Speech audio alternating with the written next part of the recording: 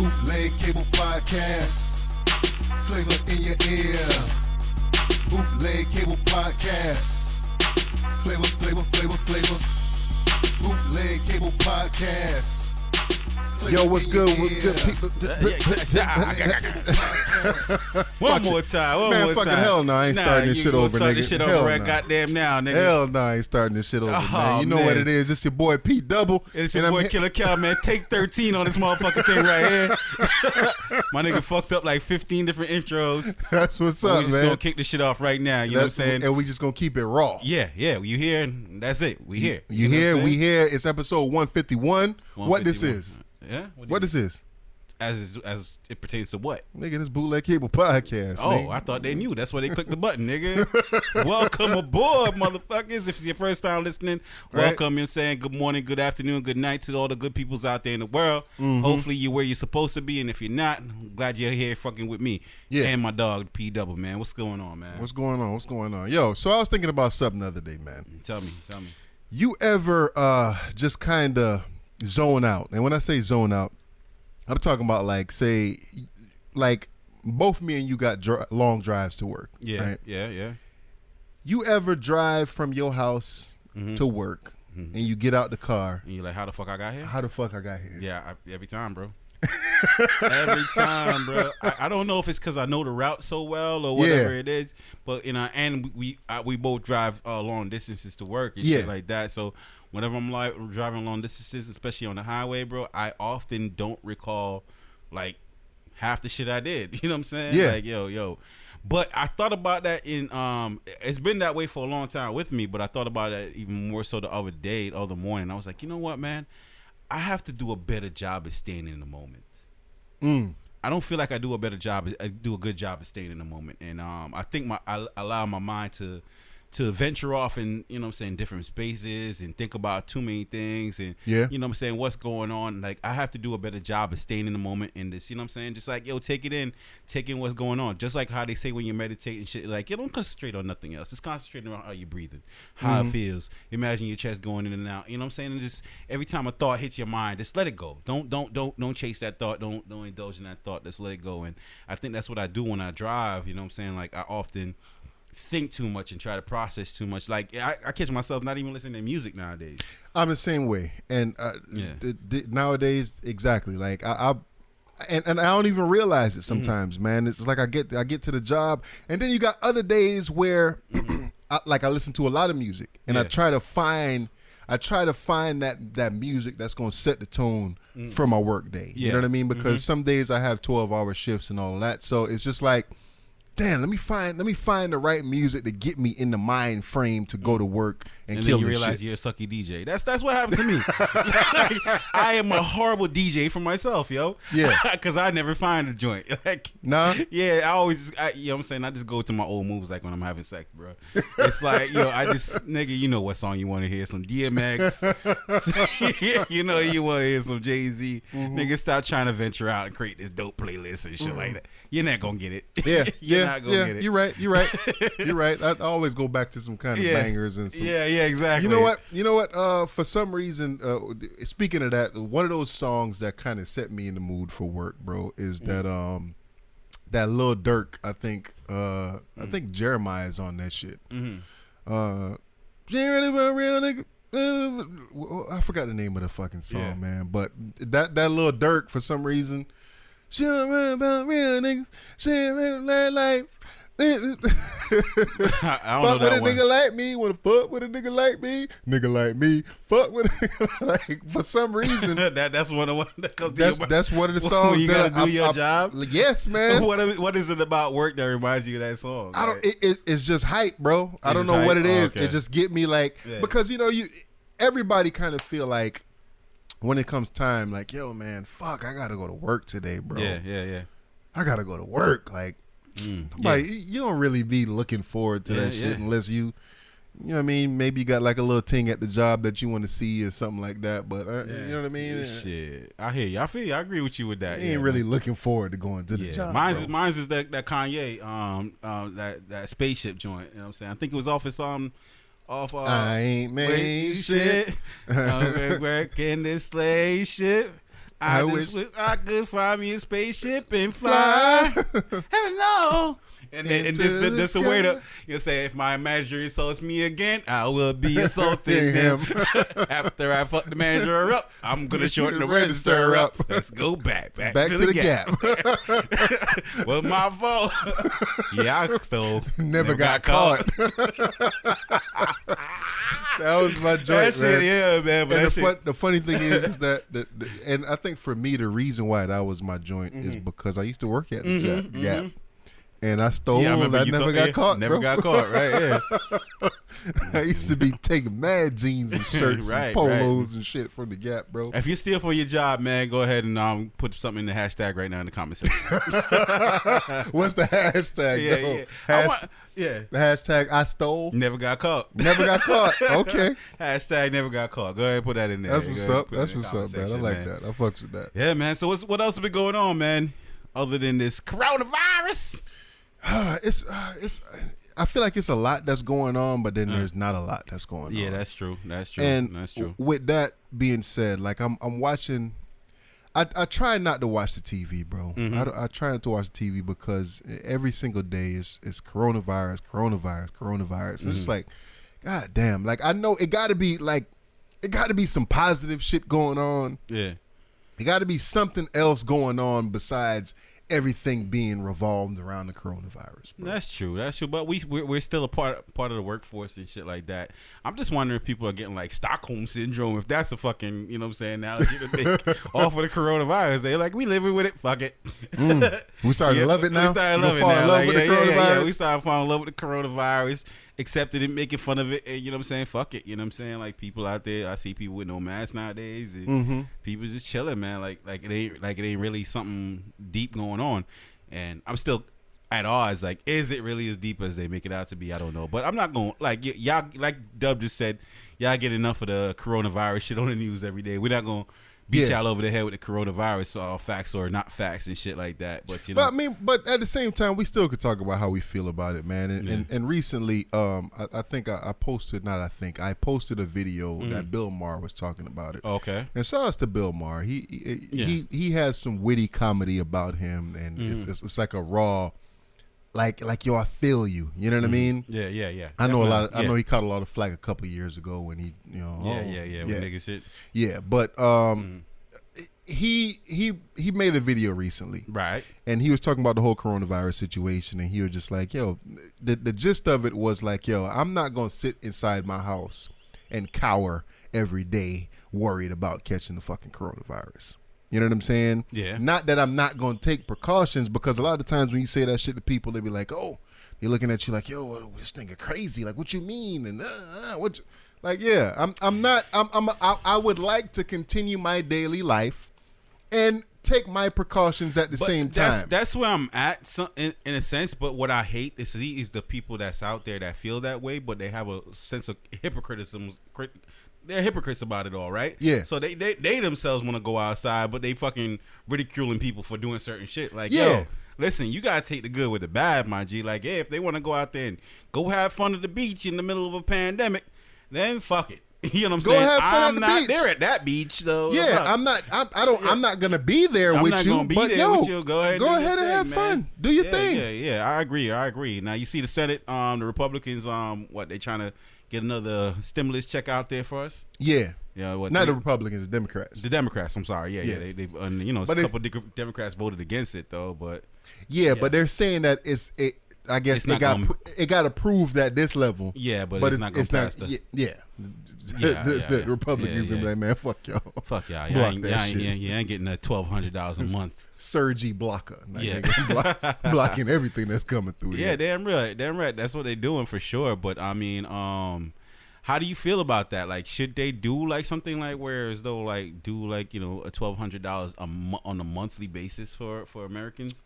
I don't mind it.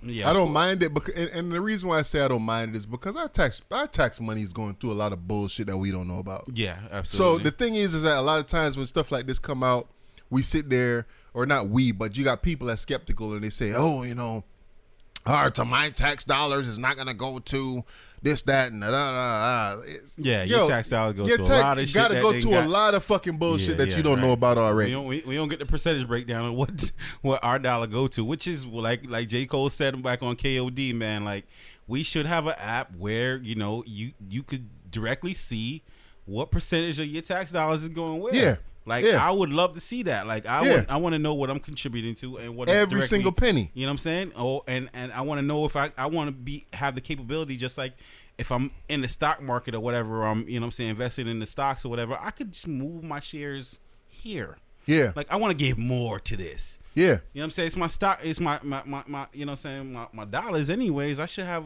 more of a power and more of a say as to what, you know what I'm saying, it goes towards, you know what I'm saying? Mm-hmm. And I think that would be dope, you know what I mean? I think that would be a dope thing for them to do, you know what I'm saying? Open up something like that, especially in this time when everybody's sitting home and, technology is more advanced, man. We should have something like that. Absolutely, I feel. Yeah, I agree. So, hey, man, if y'all trying to get the people more money, and I'm not going to sit here and act like, I need the money and you know what I mean, I'm on my ass or whatever, but hey, I'll take it. Right. Yeah, absolutely. I'll take it. You know what I mean? If you're gonna give me another $1,200, unless you're gonna say, all right, well, when your tax comes, then we're gonna deduct it from then if that's the case, keep that shit. And that's the scary part, because we don't know that yet. We don't even know exactly. We don't even know if we're gonna get tax returns this fucking time around. You know what I mean? Yeah. And then the next part about it too, you know what I'm saying, the more money they pull out, the less inflation is gonna happen, like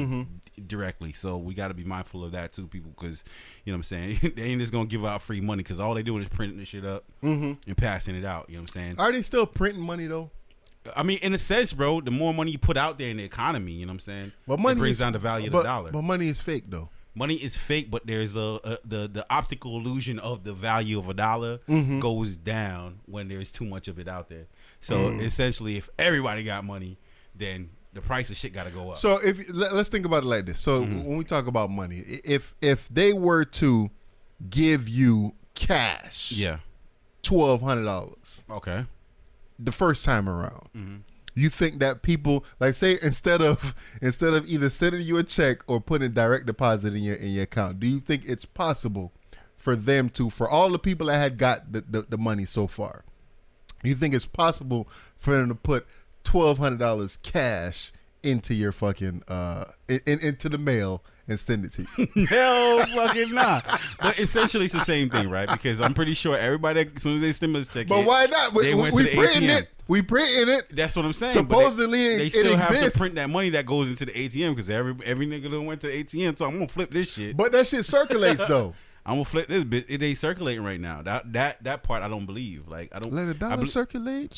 I don't think it's circulating right now. Like, this is, you know what I'm saying, for the last year up until now, I've been doing a better job at saving. But even more so this year, because there's nothing to spend money on, man. I agree. So, hey, listen, I'm trying to find shit to spend money on. Yeah, nah, my nigga, like, yo, I am not going to lie to you. Yo. I got up out my house yesterday and said, I'm going to go ball out at Walmart. What you bought, nigga? Nigga, I bought, nigga, cause you got your 65-inch? Nah, I ain't getting the 65-inch, but I was buying little things, you know what I'm saying, like I wasn't worried about the price, nigga. I'm gonna buy some shampoo for the dog. Oh, I'm gonna get the good Johnson. I'm gonna get the Johnson & Johnson this time. Give me that. Yeah, man. Like, you know what I'm saying? Like, I'm gonna get the good cereal right now. Whatever Give me it that. is, let me get 2 of those. Yeah, we get 2 of those. The good shit, the good stuff. You know what I'm saying? I don't want the regular brand, nigga. I want the good brand. I want the name brand. You know, get 2 of those. I'm trying to find money to spend on, man. I'm sitting there, nigga, scrolling through Amazon, like, all right, fuck it, I ain't gonna get nothing. But you know what I mean? Like, yeah, right now that's where it's at. Like, you know what I'm saying? Like, I don't feel like there's nothing to spend money on truly like that. I mean, saying then again, I don't really have a true nil mentality. So I know nils out there don't figure out a way to. They money gone. I seen a nigga try to tell me, like, yeah, man, since the Jordan doc went up, all these Jordan prices done went up, bro. I done bought me some Jordan. I'm gonna flip this, nigga. I'm like, yo, nigga, flip and get more money off the stock market, nigga. Go buy some shares or something. You know what I'm saying? Well, I'm gonna buy Jordan shoes. Jordans. You know what I'm saying? Buy used shoes, nigga. Hold on. Like really? Like what's up with the used shoes culture, bruh? I can't get jiggy with that shit at all. You can't get jiggy with that shit? Nah, I can't get jiggy with no used shoes culture, bro. That is the stupidest fucking thing I agree. ever in life. But nigga, it's exclusive, though. It's exclusive. Suck a dick upside down, my nigga. Like, not yo, from the back. Like, yeah, I'm saying not from the back. Like, upside fucking down, nigga. Fuck out of here, yo. Like, you know what I'm saying? I remember one time my nigga was like, yo, nigga, you trying to buy these shoes off of me right here. Da, da, da. I don't want these shits no more, nigga. Yeah. I give you the whole set right here for $150. Nigga, fuck no. I'm never going to wear another nigga's pair of shoes, bro. Fuck out of here. Like, what are you talking? That's first world problems. Yeah, though, but nah, it's first world corny. That's what the fuck it is. So I don't appreciate a nigga trying to stun on me with some fucking shoes that really got a nigga put creases in it, and he spent fucking. Well, obviously you're not. You know what I'm saying? More than it cost originally. You know obviously, you're not selling those. You're not selling the ones with the creases in it, bro. Like that's not what we doing. Bro. I know, but like you know what I'm saying? Like it's already worn, bro. Like.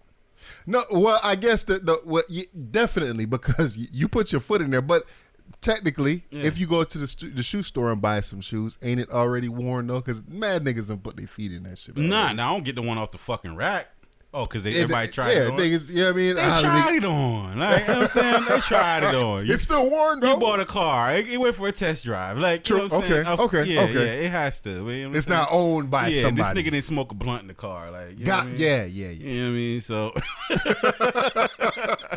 I feel you. Yeah, word, man. For real, man. So, you seen, you know, they got the boy, not Big Meech, but, you know what I'm saying, Southwest. Go ahead. Hold on, before you go into that. Yeah. Jordan, you brought the Jordan doc. Yeah. A lot of people talking about Jordan eyes, bro. Jordan eyes? Yeah. Meaning? His eyes is mad yellow in the documentary. Like you can see they look kind of like he got fucking diabetes. They say, you know, when you have yellow eyes, and I feel like the wife be trying to put that shit on me. Why your eyes?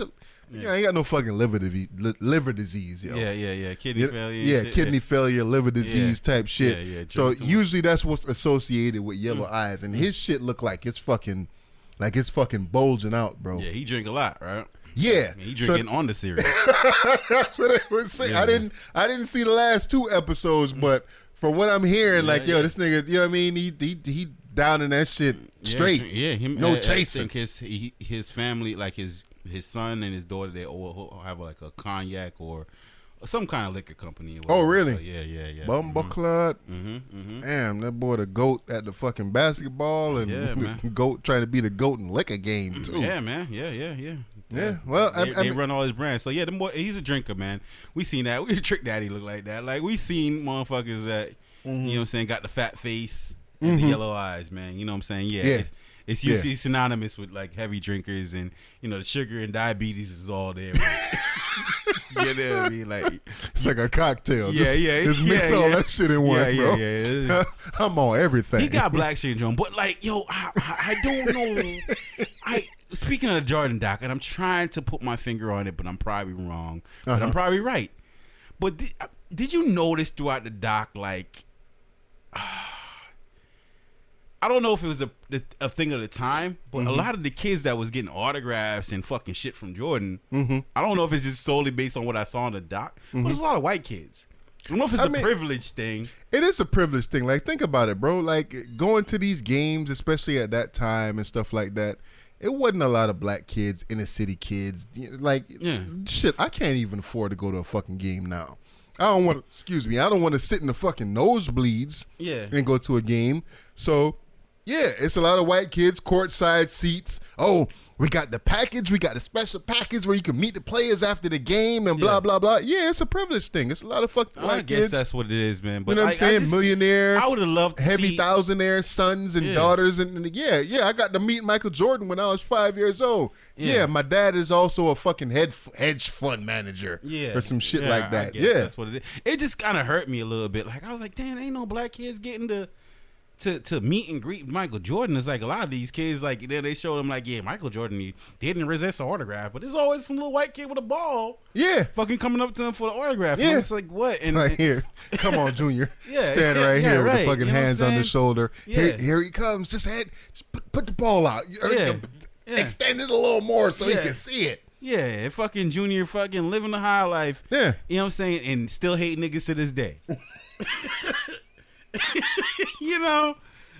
Niggas turned him upside down but for you know his what I'm saying? Jordan. Jordan, they don't look at, I think they look at Jordan like OJ. You know what I'm saying? I'm not black, I'm OJ. Like, I don't think Jordan, I bet you if you ask Jordan if he's black, he probably say, no, I'm Jordan. He probably might, bro. He probably might. Would, man. He would, man. Yeah. He seemed like one of them. He definitely do. I get that vibe from him. I definitely do. I don't see color ass motherfuckers. Yeah. Like what? Nigga, Republicans by Jordan. You see black and white. I see who by. Yeah. All right. You see shades of gray, bro. Yeah. Mm-hmm. You don't see colors. What you talking about, man? Yeah, of course.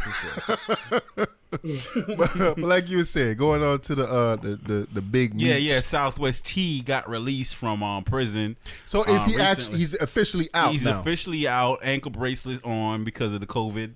Okay. You know what I'm saying? Situation. He got, you know what I'm saying, early release. Big Meech is still up in there. You know what I'm saying? Is Big Meech supposed to get out soon?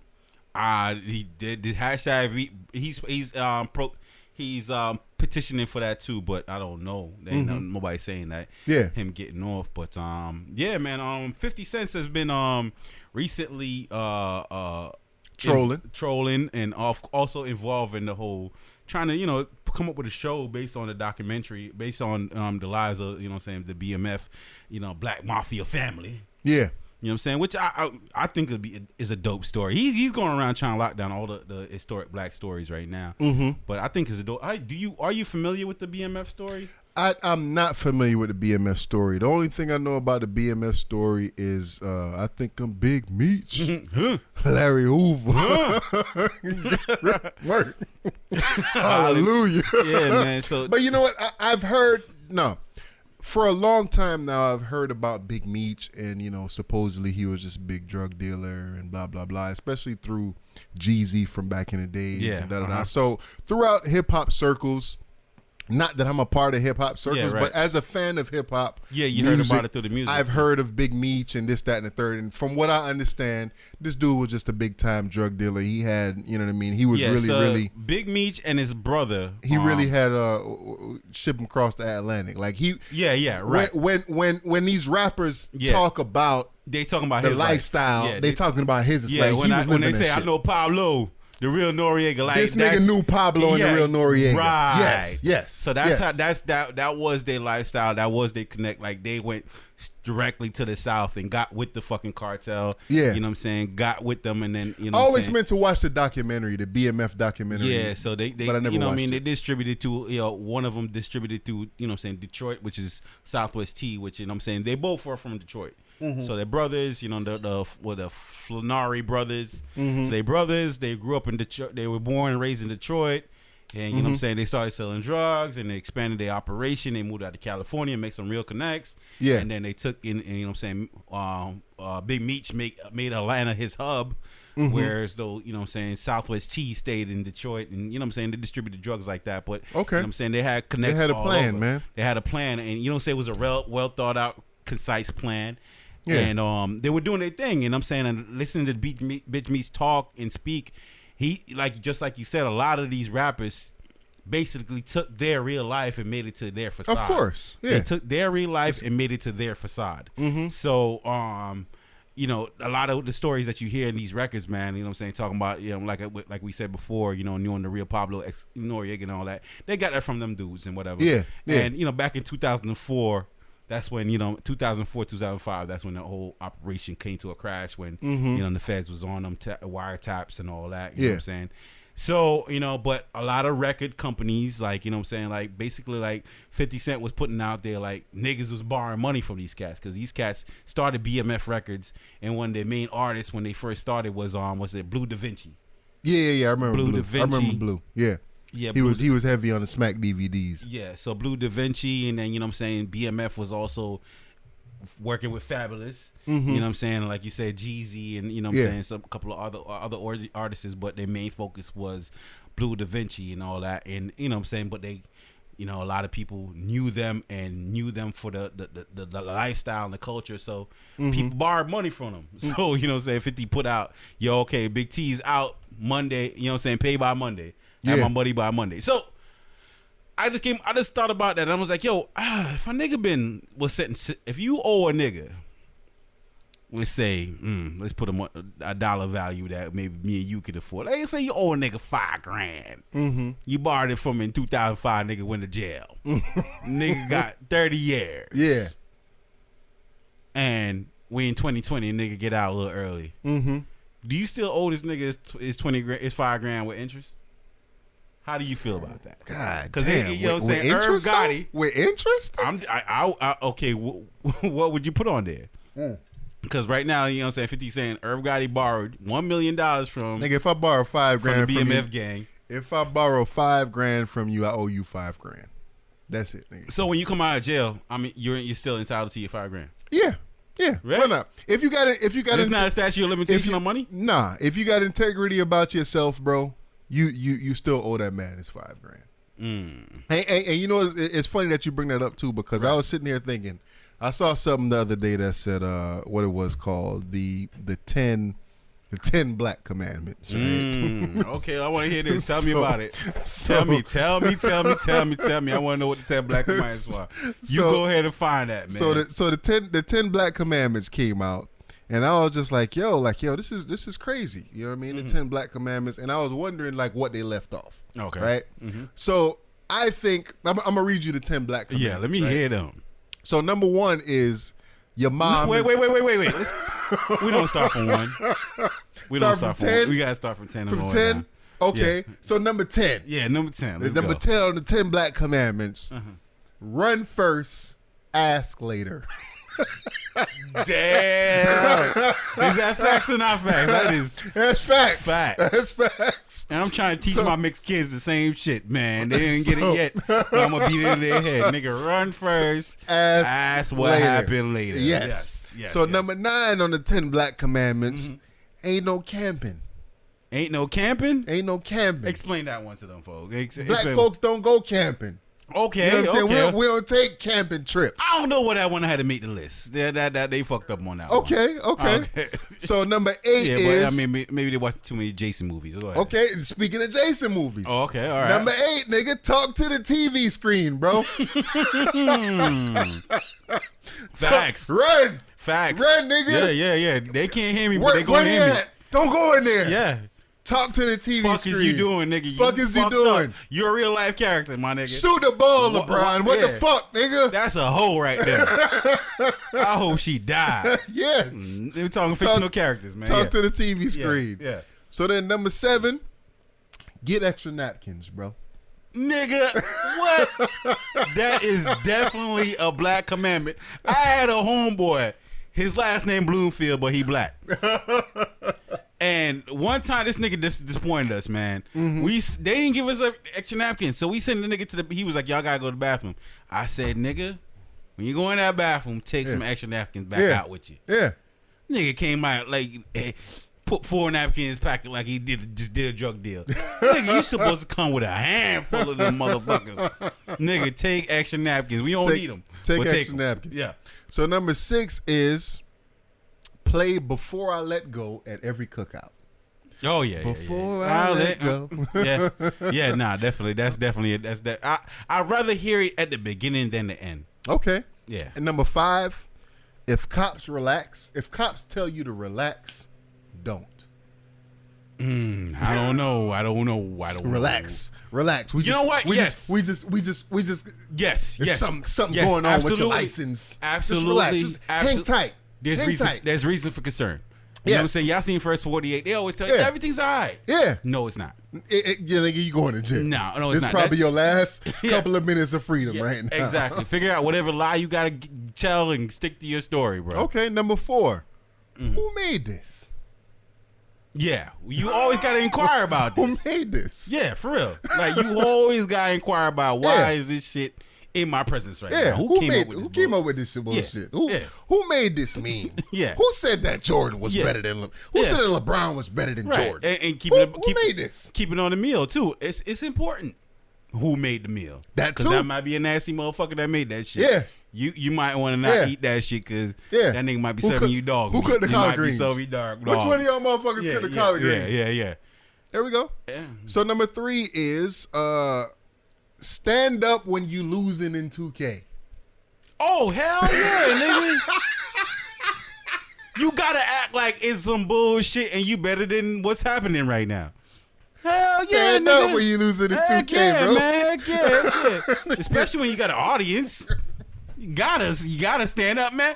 Come on, you still hitting the button. Like, you see me hitting it, right? You see me pressing that shit. This some bull. Yeah. Come on, just don't slam nobody's controllers, dog. You a fucking clown and a half if you slam somebody's controllers. Do not come to my house hitting my controllers and something. Yeah, you can stand up. That's some bullshit. Yeah. Hell heck yeah. Gotta stand up when you losing in 2K, bro. Yeah.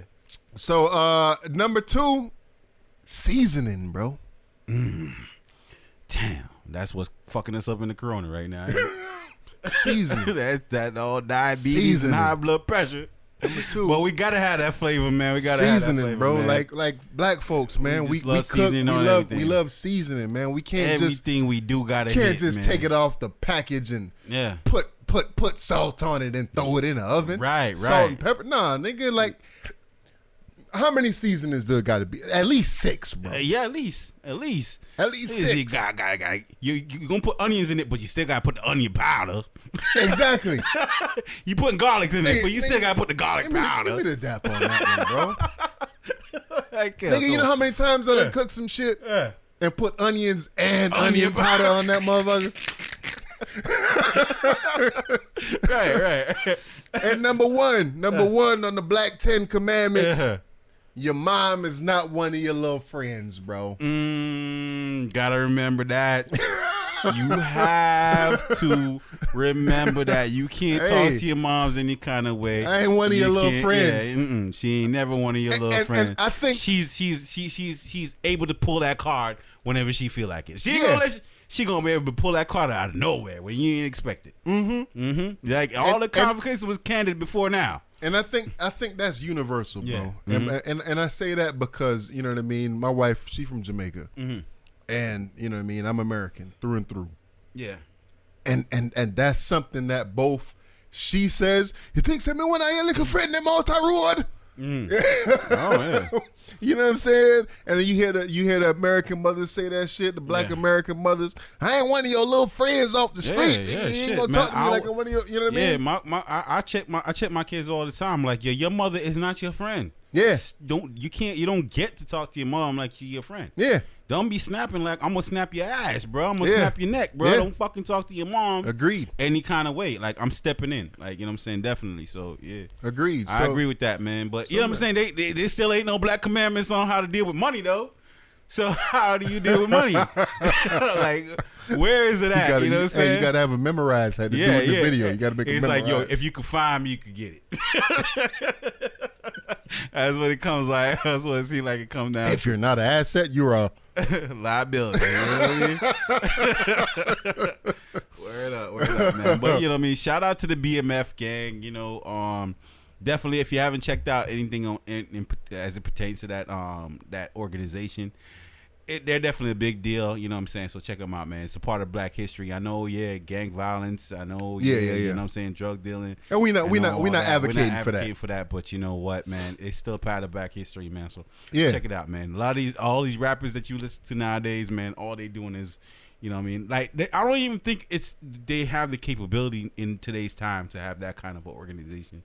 Nah, man, it's too many cameras. It's too many snitches. Yeah, it's too many. Snitching is a fucking. Oh my god, it's an art. It's an art to that shit now, bro. It's artwork, man. You know what I'm saying? Snitches getting off of everything. You know what I'm saying? So yeah, and that's what they did to turn us against each other, man. You know what I'm saying? Yeah, snitches. You know what I'm saying? Like, you got real niggas serving years, and snitches coming out. So there's more snitches left in, you know what I'm saying, general pop than there is snitches in, than there's, you know, real niggas. There's more real niggas in jail, and there's more snitches out here. So yeah, man. Focus on that, man. So yeah, definitely, man. So, but so even with that though, 50 been talking shit. I guess he decided to bring up Irv Gotti. Okay.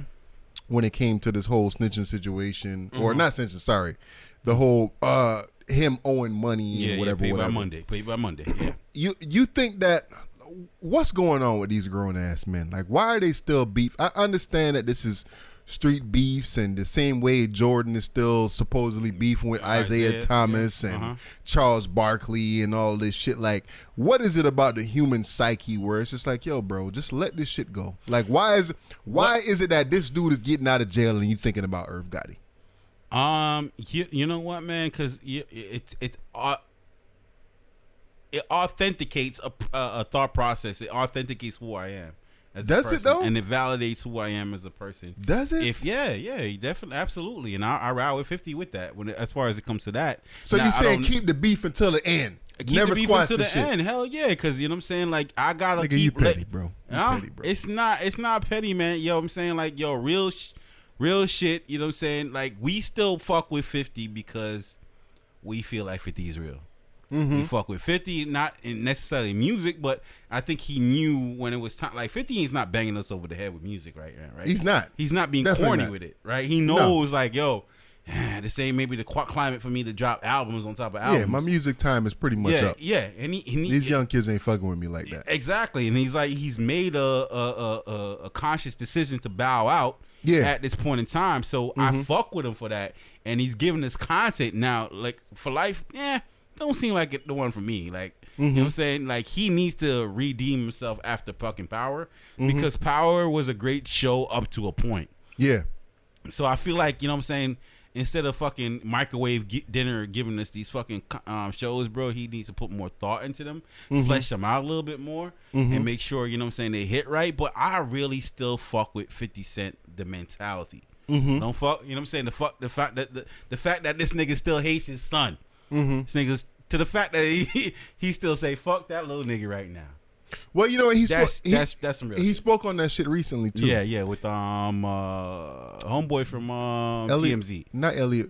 Oh yeah, the other. That's who that was. Yeah, right. Why was I thinking it was Elliot Wilson? Not Elliot Wilson, but the other one. What's the other one that don't really? D-Dot? Yeah. Okay. D-Dot. Motherfucker, he don't really be saying shit. Like, yeah. Hey, nigga, are you a part of this podcast or not? What's your purpose here? Like, you'll never be in the fucking. You don't be in the Rolls Royce with Nipsey. You know what I mean? Yeah, right. Like, you holding the camera, nigga? Exactly. Is it because he dark skinned? I don't know.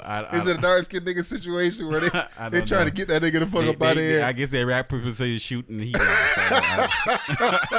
Or you know what? He just don't ask the dope questions. I don't know what it is, but he'll never be around.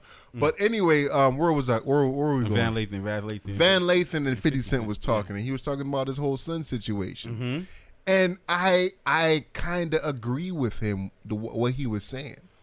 I can't go ahead. I'm sorry. Where he cut me off if you need to, bro. So I can't agree with him because I don't know the full story. That's where I would say. We're only hearing his side. Right. So I'm okay. Yeah. So let me rephrase that. Yeah. He seems to be making a good point for himself. Right. Yeah. He does a good job with that, no matter who he's in.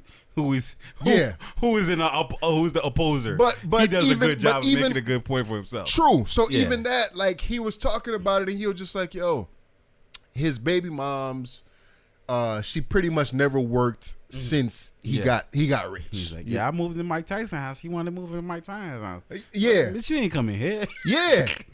And I think that's how most dudes feel. Like, you know what I mean? Yeah. I mean, speak on it. I love, you know what I'm saying? I love my girl, love my family, but you know what? He wasn't with me shooting in the gym. Nowadays, I find, and tell me if this happens to you, or folks out there, if you listen to the podcast, you know what I'm saying? Please comment. Tell me if this happens to you. If you have a significant other,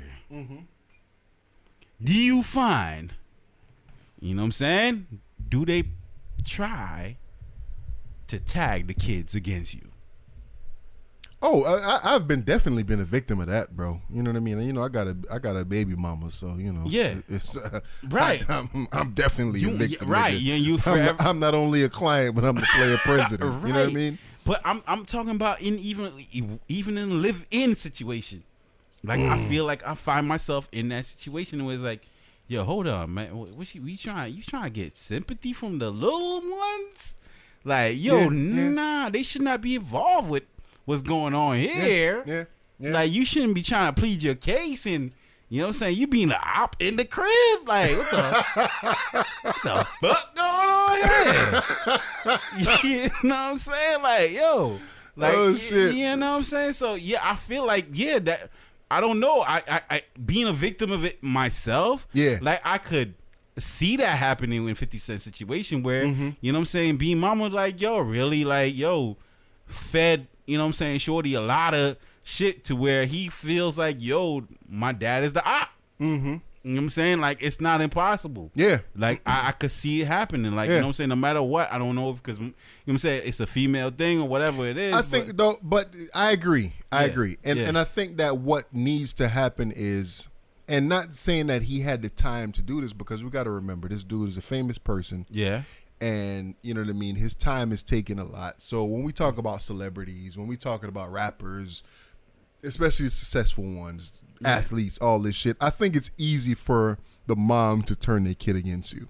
Yeah. Because you never around. Yeah. You always like, on tour. Look at us. You always in a different state. We could be out in Antigua right now, but your daddy ain't paid for it. Yeah. You know? Yeah. So, yeah. You know So what I'm it's a mentality, and especially if you have a woman that's not really in your corner, they can breed a mentality into your child where I am owed this because you're successful, but mommy's not successful. Yeah.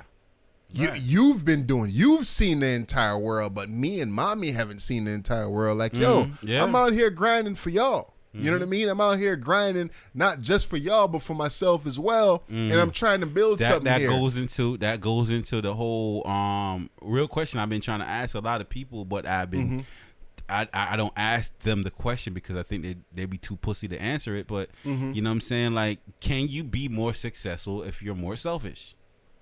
Yes. You know what I'm saying? And should you, like, yo, like, really and truly, like, if I turned on the selfish button right now, like, I feel like I could get personally further in life, but at the same time, like, I could provide more for my family or leave more for my family if I turn on the selfish button. Of course. But if I keep trying to, I believe in that. Consider, you know, every fucking thing that's going on, and you know what I'm saying, this and that, or how you feel about that, then I'm holding myself back. Like, I feel like I could go further if I turn on the selfish button. I agree with that 1,000%, bro. Yeah, man. I think that, especially if you have the drive. Sometimes some people, you know, whether it be the wifey or whatever the case is, or the family members, brother, sister, cousin, whoever it is. Yeah. A lot of the people in your circle or a lot of people that's immediate in your life don't have the same drive as you. They don't have the same goals as you. They don't have the same idea of success as you. So it's just like, definitely, if I become more selfish, but then if I become more selfish now, I look bad. Yeah, I look like I'm not asshole. I'm not doing my thing as a husband, as a boyfriend, as a father, as a this and that. That's the mystique. That's the mystique right now, right? It's like, yo, we all try to fucking play a role or what. You know what I'm saying? This script that society wrote for us. Yeah. Like, you know what I'm saying? Like, when are we gonna really, like, yo, listen, everybody's narrative is not mine. Like, I can't go down the same path as everybody else. You know what I'm saying? Yeah. I have to go down the path that I see that makes it. And yeah, it might not look. You might not can't post this on Instagram, baby. Yeah. You might not can't post this on Facebook. But I want to though. You might not can't do any of that shit. But I want to. You can't live. You won't look like that when, you know what I'm saying, if you live the way I want us to live. But I promise you, at the end, man. Yeah. We're gonna be on top. It's gonna be worth it. It's gonna be worth it because I see, you know what I'm saying. So people want the end results, but they don't want the journey, bro. Yeah, right. And I think that people that think like you and people that think like me, we want the end result and the journey at the same time. Yeah. We want to look at it and be able to say, "Yo, man, facts. I don't went through some shit, bro. Like it when we talk about overnight celebrities and shit like that, it's just like, yo, nigga, I've been grinding for years upon years upon years. Like even when DMX came out, man. Facsimile, when man. DMX came out, I remember him talking, and he was just like, yo, some of these rhymes I wrote like 5-6 years ago. Like a lot of that shit that was on It's Dark and Hell Is Hot was shit that he wrote way before 99, 98. You know what I mean? Yeah. Way before that. Yeah. Like 95, 94, 93. Like, yo, nigga, I've been doing this shit for a long time. I've been grinding behind the scenes a long fucking time. Right. And now y'all making it seem like, yo, all of a sudden this shit just fucking pops. Like, nah, nigga, I've been fucking grinding. Word. Shout outs to the Soul Rebels out here rocking with us on the YouTube live. Who that? He said, Soul Rebels. Yeah. Soul Rebels say, I wanted to turn selfish button and disobey my mom, and I'm labeled for that. If I obey my mom, I'm a mama's boy. If I disobey my mom, I'm an asshole. Damned if I do, damned if I don't. Man, let's be damned and do. Fuck it. Let's go ahead and disobey. Hey man, we're gonna start putting some of this shit on t-shirts. Yeah, for real. Let's be damned and do. Fuck that, man. Fuck that shit. Put that shit on the t-shirt, man. Hey, Hey, man, work. Hey, yo, do me a favor. Let's pause this shit. I'll be right motherfucking back. You know we can't necessarily pause, man. So let me talk to Soul Rebels since Soul Rebels one of the only two people on this motherfucker right now. But yeah, Soul Rebels, I feel you, man. It's one of those situations where, like you said, you damned if you do, you damned if you don't. And you know, the whole mama's boy thing, and I think that's specifically to a man, where you looked at, if you're a daddy's girl, it's almost like it's a positive thing. It's almost like daddy is taking care of the situation and blah blah blah blah blah. But if you a mama's boy now, you looked at as a bitch. You looked at as, yo, this nigga mama taking care of him. He can't make decisions for himself. Blah blah blah blah. It's a whole different dynamic, and it's a whole different double standard when you're talking about a mama's boy situation versus being like, say, a daddy's girl. You know what I mean? So I definitely understand, man. And you know what? At the end of the day, we need to worry about doing whatever it is that we need to do to make our situation better. And at that point is one of them situations where we need to be selfish. We need to worry about, listen, call me a mama's boy if you want to, but I don't give a fuck, because at the end of the day, I'm making myself better. I'm making my life going forward better. I'm doing whatever that I need to do. That's what's best for me. So whether you call me a mama's boy or not, fuck y'all. You know what I mean? Because at the end of the day, you're living your life.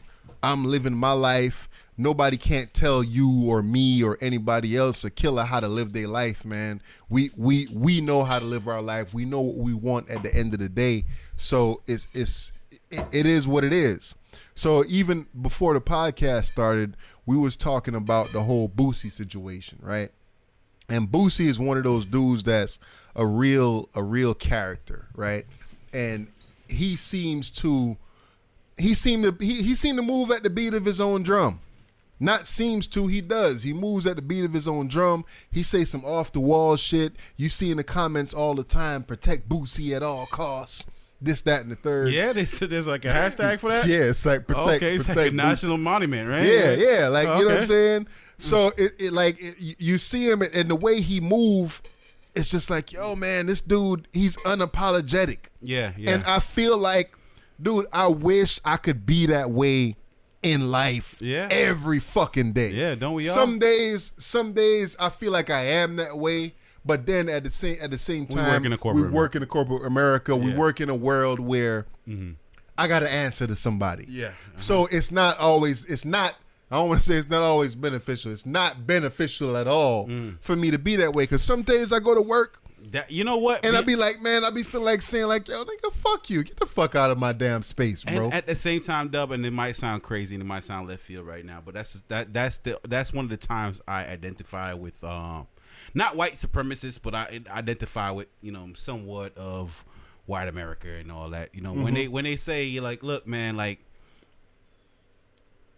yeah, Donald Trump is ignorant as all shit. but he's kind of saying some of the things that we want to say. Yeah. And that we're not brave enough to say. And we need that representative for ourselves. So, you know what I'm saying? When I see black people getting behind Boosie and saying that, I protect them at all costs. Yeah. It's like, I don't agree with everything that the man says. But it need to be said. It need to be said. Yes. Yeah, that's what I fuck with. You know what I'm saying? So speaking of Boosie, right?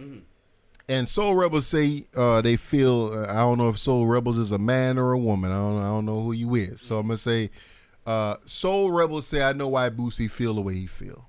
And again, me and you feel the same way. We all three of us feel the same way. Yeah. Boosie now during the course of him keeping it real on his live. Yeah. He was talking about his son. Yeah. And Boosie was like, damn right. I'm trying to set a standard. I raised my I raised my sons. I raised my kids a certain way. And the standard was, nigga, at 12 years old, I got my son some head. Yeah.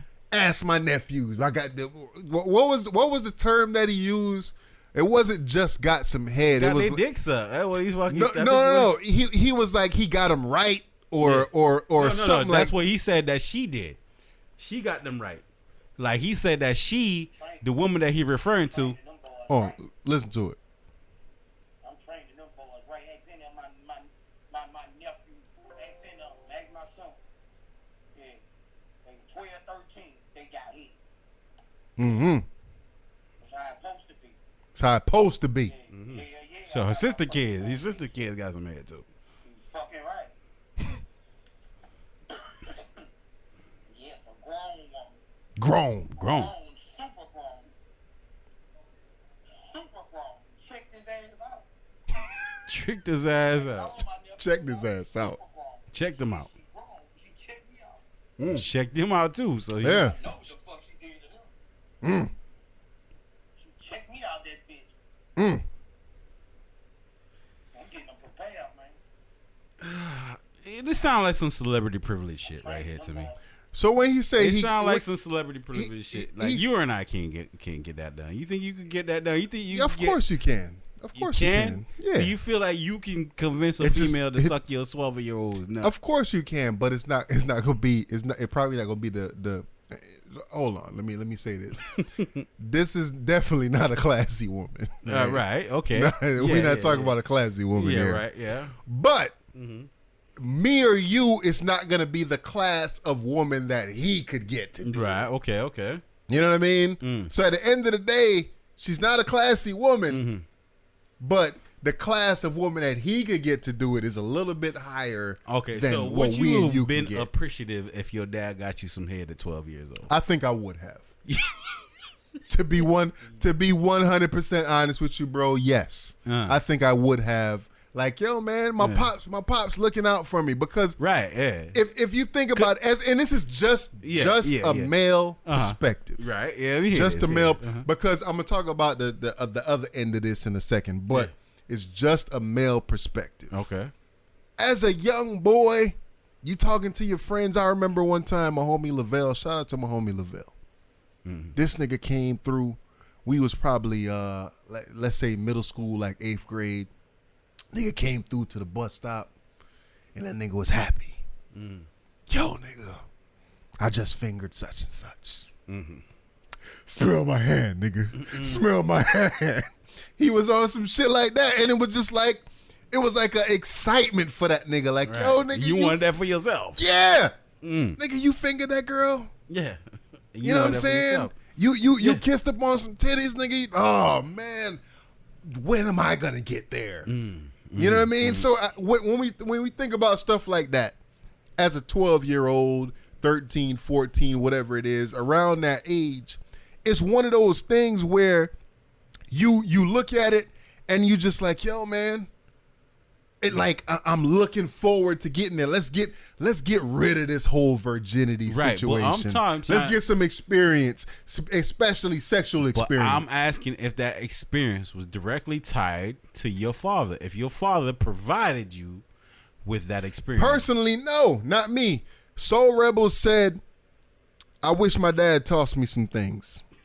All right. Okay, so and you know what I'm saying? Yeah. He said same thing happened to Lil Wayne. Lil Wayne is probably the example of an outcome, maybe. I'm not sure, but like the whole like I wish, dude, like I would be appreciative if my pops would. I mean, if you look at the animal kingdom, like, you know what I'm saying, all infant animals when they were, when they're small, you know what I'm saying, they people bought them a piece of meat and like, yeah, here, eat this, you know what I'm saying? Yeah. Before you learn how to hunt. Yeah. You know what I'm saying? You gotta get a little taste of what this is, you know what I'm saying? Yeah. And I would, you know what, like, it's crazy, but you know what I'm saying, because it's double standards, of course. 1,000%. It's double standards that take place into all this. 1,000%. Like, would you do this for your daughter? Right? Nah, right? Hell no. Right? Hell no. But I mean, it's double standards. You know what I'm saying? We gotta really address those things. But you know what I'm saying? As a man, because we so lusty. Mm-hmm. You know what I'm saying? Yeah, maybe getting that off your system, maybe getting that off your chest would help you not make bad decisions in the future. You know what I'm saying? Might help you not chase after a thirsty bitch. But at the same time, are you learning how to hunt or not? Like, you know what I'm saying? Every real nigga had to learn how to hunt and fend for, you know what I'm saying? Yeah, eventually you do learn how to hunt, though. Eventually, or eventually you should learn how to hunt. Okay, all right, yeah. So I mean, I guess that's the downside of it. Like, you know what I'm saying? If somebody get too spoiled, like, yo, my dad provided me with some piece of ass, I don't need to go hunt. Yeah, you know what I'm saying? Yeah. But at the same time, like, yeah, like, if you get that first nut off you, you know what I mean? You know how I feel. It was in a safe environment. So Rebel said at 12 he ain't had no box. Right, but that's also the hard part, because now you're chasing some fucking good head. Like, you're not gonna get a whole professional head all the goddamn time. Nah, you know you're what I'm not. saying? You're not. You know what I'm saying? Just like heroin addicts or cocaine addicts. You know what I'm saying? They always chasing that first high. You know what I'm saying? That first nut. Like, how old were you? You know, and I ain't trying to put you out like that. But we having a podcast conversation. But how old were you the first time you got some firehead? Damn, firehead. Like fire. Like firehead. Like nigga, I remember 19. this shit. 19. I was 19 when you got some firehead? Yeah. 19 when I got firehead. And has anybody after that really come? Nah, nobody. Nobody smashed that fire that I gotten from that right there. No. Nope. Nah. Oh shit. Nah, that one goes on. You know what I'm saying? But like I've gotten some experiences, and yeah. They try to do things, but I guess then nothing matches the first moment. Where, you know what I'm saying, like I had, but you had got head before that, the firehead, yeah. Okay, so I don't want to put my age out there, bro. You know what I'm saying? Y'all already know how old I am. I'm fucking 37 years old. I put that out there, right? But it was way after 19. Okay, when you got some fire, when I got some firehead, where I was just like, yo, oh shit, this is what I've been missing. Yes, damn, yes. Like again. Yeah, you done got some head before. Yeah. You know what I mean? Definitely got head before, whatever, but fire, like, yo. Yeah. Damn. Oh man. Toes curling type shit. Oh shit. Yeah. It was a different age, bro. It was a different age. Yeah, it definitely wasn't 19. She went through a few things, and I'm glad she got all the experiences that she got. Yeah. To provide me with what she provided me with. Yeah. But all right, so the question of the day still remains is, when your little man turns 12, would you consider providing him with some? Okay, so why? No. Why not? I wouldn't do that because I just don't agree with it, man. When you just sat here and said, I don't agree. As a man, you would have appreciated if your dad did that for you. Yes, I definitely would have, but I don't agree with it. As a grown man now, looking at you're society, too pussy to do it. Just tell the truth. You're okay, too pussy to do it. I'm pussy. You too pussy to do that for your little man. You want to keep going with the train of society and don't want to be judged for doing something that, you know what I'm saying, like go against the grain. True. Yeah. The 1,000%. Even though you yourself would have appreciated if that was 1,000%. That seems a little hypocritical, man. It is hypocritical. I'm a hypocrite, and I own that shit, right? You know what I'm saying? So when my son turned 12, you know what I mean? At this point, my son is 7 years old. Yeah, and my son is a little immature. Okay, let's put the age up then. Maybe the age is a little too young. Maybe because we're doing it on Boosie's timeline. Well, let's say like 15. Maybe.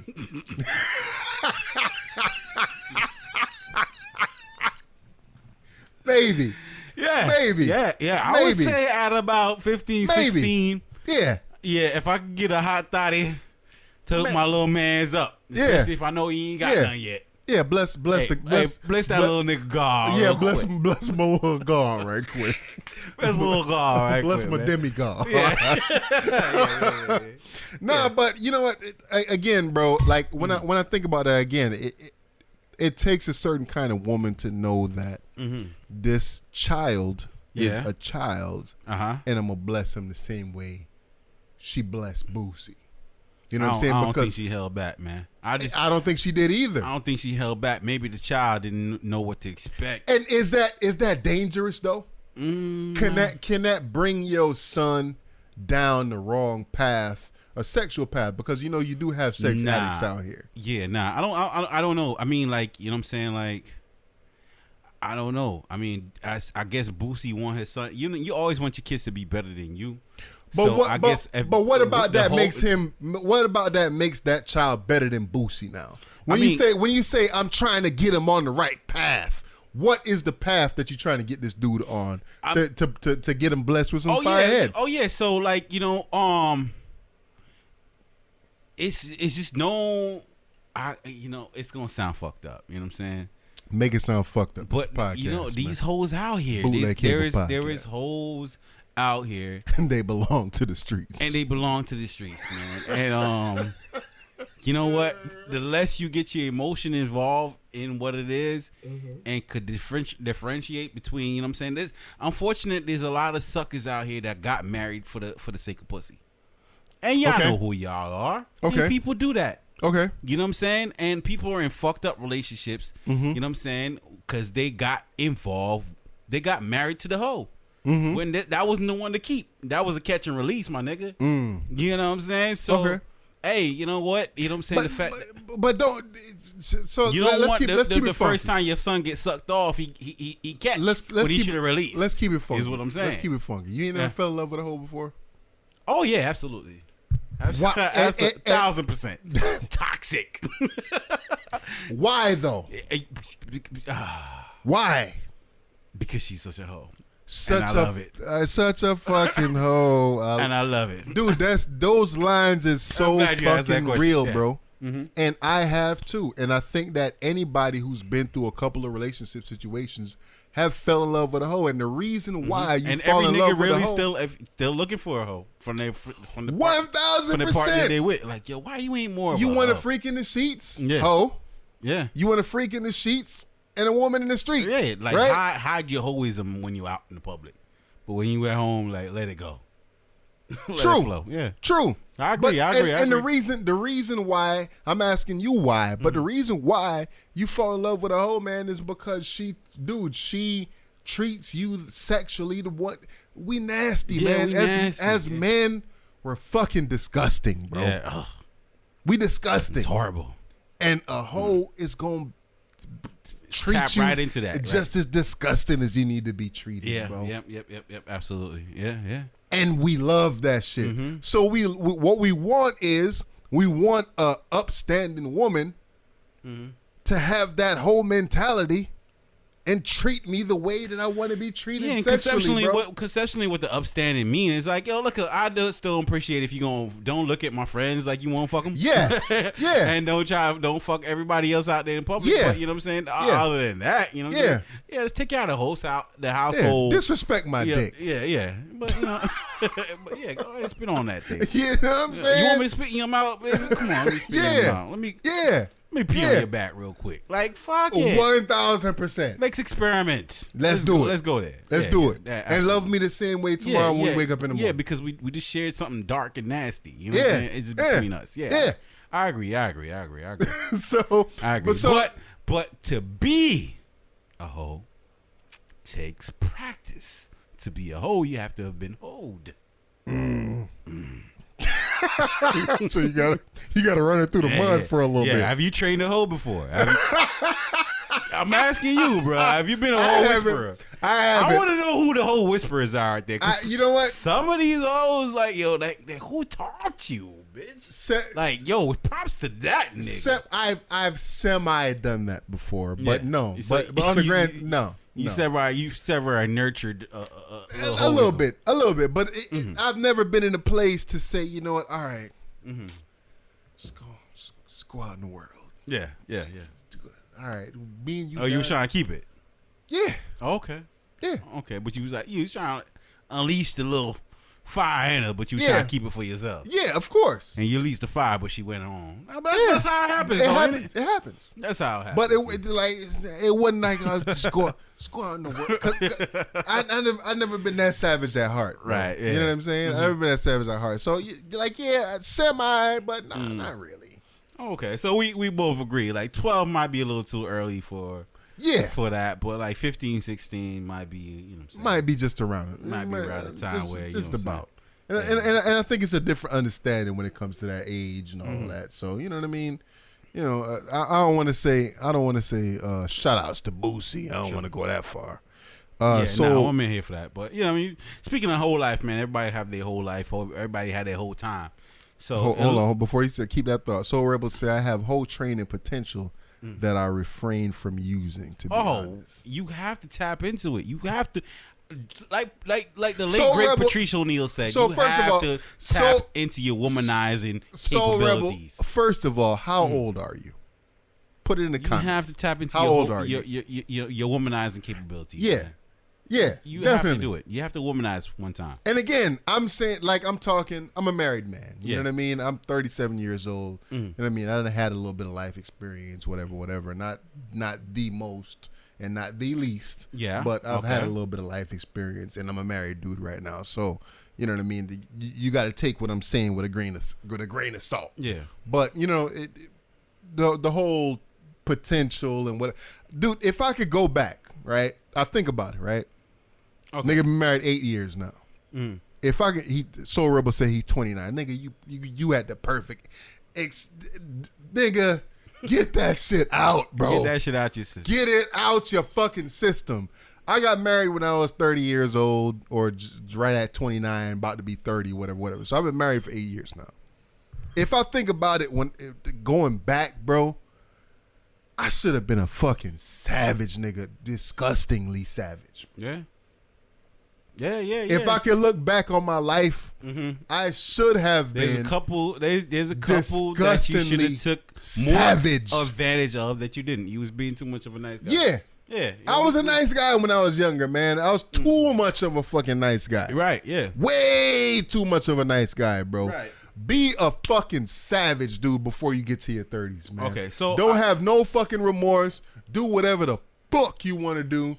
I agree with that. 20s, I agree with that. So now that we here, I'm asking. So instead of not necessarily getting your son some head at fucking 12 years old, nah. But when do you, or should you, give your son real life or daughter real life experiences or real life information about sex? When do you start talking about not just the birds and the bees, but when do you start talking about, like, you know what I'm saying, the pleasures and all that shit? You know, somewhere closer to 18. I want to say between 16 and 18, bro.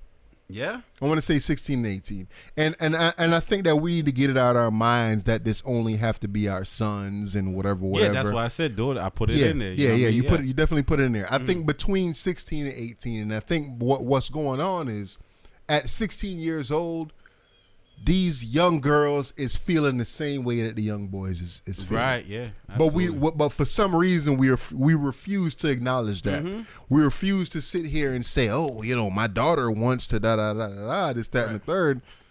Hey, your daughter want to do the same shit your son want to do at the same age. Your daughter want to do the same shit you was trying to do with everybody else's daughter out there. Yeah. We was all at somebody's daughter. Yeah, that's a fact. That's a fact. That's a fact a million. We was all at somebody's door. Yeah. So don't forget that. You know what I'm saying? Don't forget that. So I think what needs to happen is we need to have them same conversations that we having with our sons or not having with our sons. Not saying that you need to. I don't agree. Don't be too PC, my nigga. Like, yo, let it. You're not gonna bring your daughter at 16 to go get piped out by some dude. Nah, that's not for you to do. That's not your business. But at the same time, there's But things you have to just warn might, her about. You just might bring your son Oh, to yeah. pipe out something a little bit older at that same But age, though. At the same time, is he really piping it out? You know what I mean? Like, Yeah. you know what I mean? Like, like Boosie said, like he didn't introduce him to another fucking 12-year-old had his sucking son nuts off. Yeah, He's grown ass woman. grown ass pro. What was the You know term what I'm he saying? used again? I don't know, but he put she her got onto a me pro. right. Got Or him she right. got yeah. hit. So I know he got him right. Yeah, Yeah, you know what I mean? So it was a pro. Definitely was a professional. yeah, definitely, man. You know? Yeah, speaking of professional, man, where you at? Tip drill or what was on Ludacris's Pussy Tip drill Poppin'? versus pussy pop. I like pussy popping better than tip drill, dude. to be Pussy honest Pop with you. as a video or as a song? Which one do you prefer? Both pussy popping as a song and a video. Okay, so you're aware that, you know what I'm saying, tonight we have Ludacris Yes, versus tonight Ludacris Nelly. versus Nelly. So, Yeah, you know, do you feel like if those songs don't go head to head, I'm disappointed. of course. But if they don't They need figure to out a play. way They need to play both of them songs at the same time. at the same time, like, Facts. I feel like, yo, if Facts, those songs B. don't go head to head, it's a fucking letdown.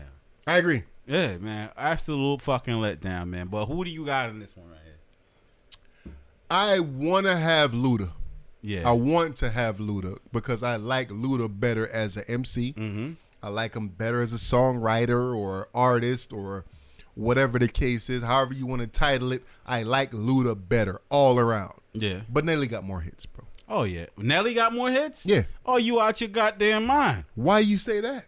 Oh, you really out your fucking mind? Why If you feel- say? I Nigga, said it, and I said it, and I know what I said. Nelly got country Bruh. fucking hits with Florida Georgia Line type shit, bro. It don't This nigga even Nelly matter got because- way more hits than Luda. On my head, I think about it over and over again. Yeah. Nigga, Ludacris got far more hits than Nelly does, bro. Because you got to remember, Nelly's career stopped like at 07. Okay. Luda went on and continued to go on. Luda was popping since 98. So they both came on the scene around the same time. Fat Rabbit. Yo, And Fat Rabbit, you know what I'm saying? Yeah, Throw man.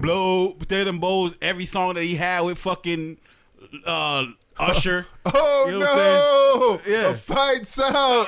I'm about But to the punch punch, yo. Lights out. Get the fuck back. Guard your grill. Can't stay still. Like, come on, man. Yo, we drop bows on him. We drop bows on him. We drop bows on him. So Throw them bows. again, I'm all for Luda, dude. But okay, let me not say more Nah, hits. man. Nelly has had the bigger hits. Nelly got a fucking diamond album, bro. Diamond. Yeah, Country Grammar. Yes. That was a diamond hat. does- And then does- his follow-up album, So- you know what I'm saying, with Hot in Here and all that, those So- songs. so but this- after that, where's Nelly at? He got hot in here. Yeah, but after that, he where's got- Nelly at? He got Air Force And Ones. You know what I'm saying? He got different. So this kind of goes back to the same thing that we was talking about, the whole Jill Scott. Listen, if Nelly pulls this Erykah off, Badu. I'll be amazed. I would be amazed too because If I Nelly- like Luda way more than I do Nelly. Just But because who's to say who pulled it off though? Because at the end of the day, did You gotta Erykah go Badu song for song, Did man. Erykah Badu win I don't versus think they Jill was looking Scott? for that. No, they Did made Teddy it. Riley win versus Let's Babyface? keep it a buck. Let's keep it a buck. Did No, fucking no. Let's nobody keep it- won. Yes, Both they of them do. won. Yes, they do. Because let's keep it a buck. No, Teddy Riley and Babyface, that was a competition. Okay. Fuck what you heard. Babyface was trying to win that shit, and he won.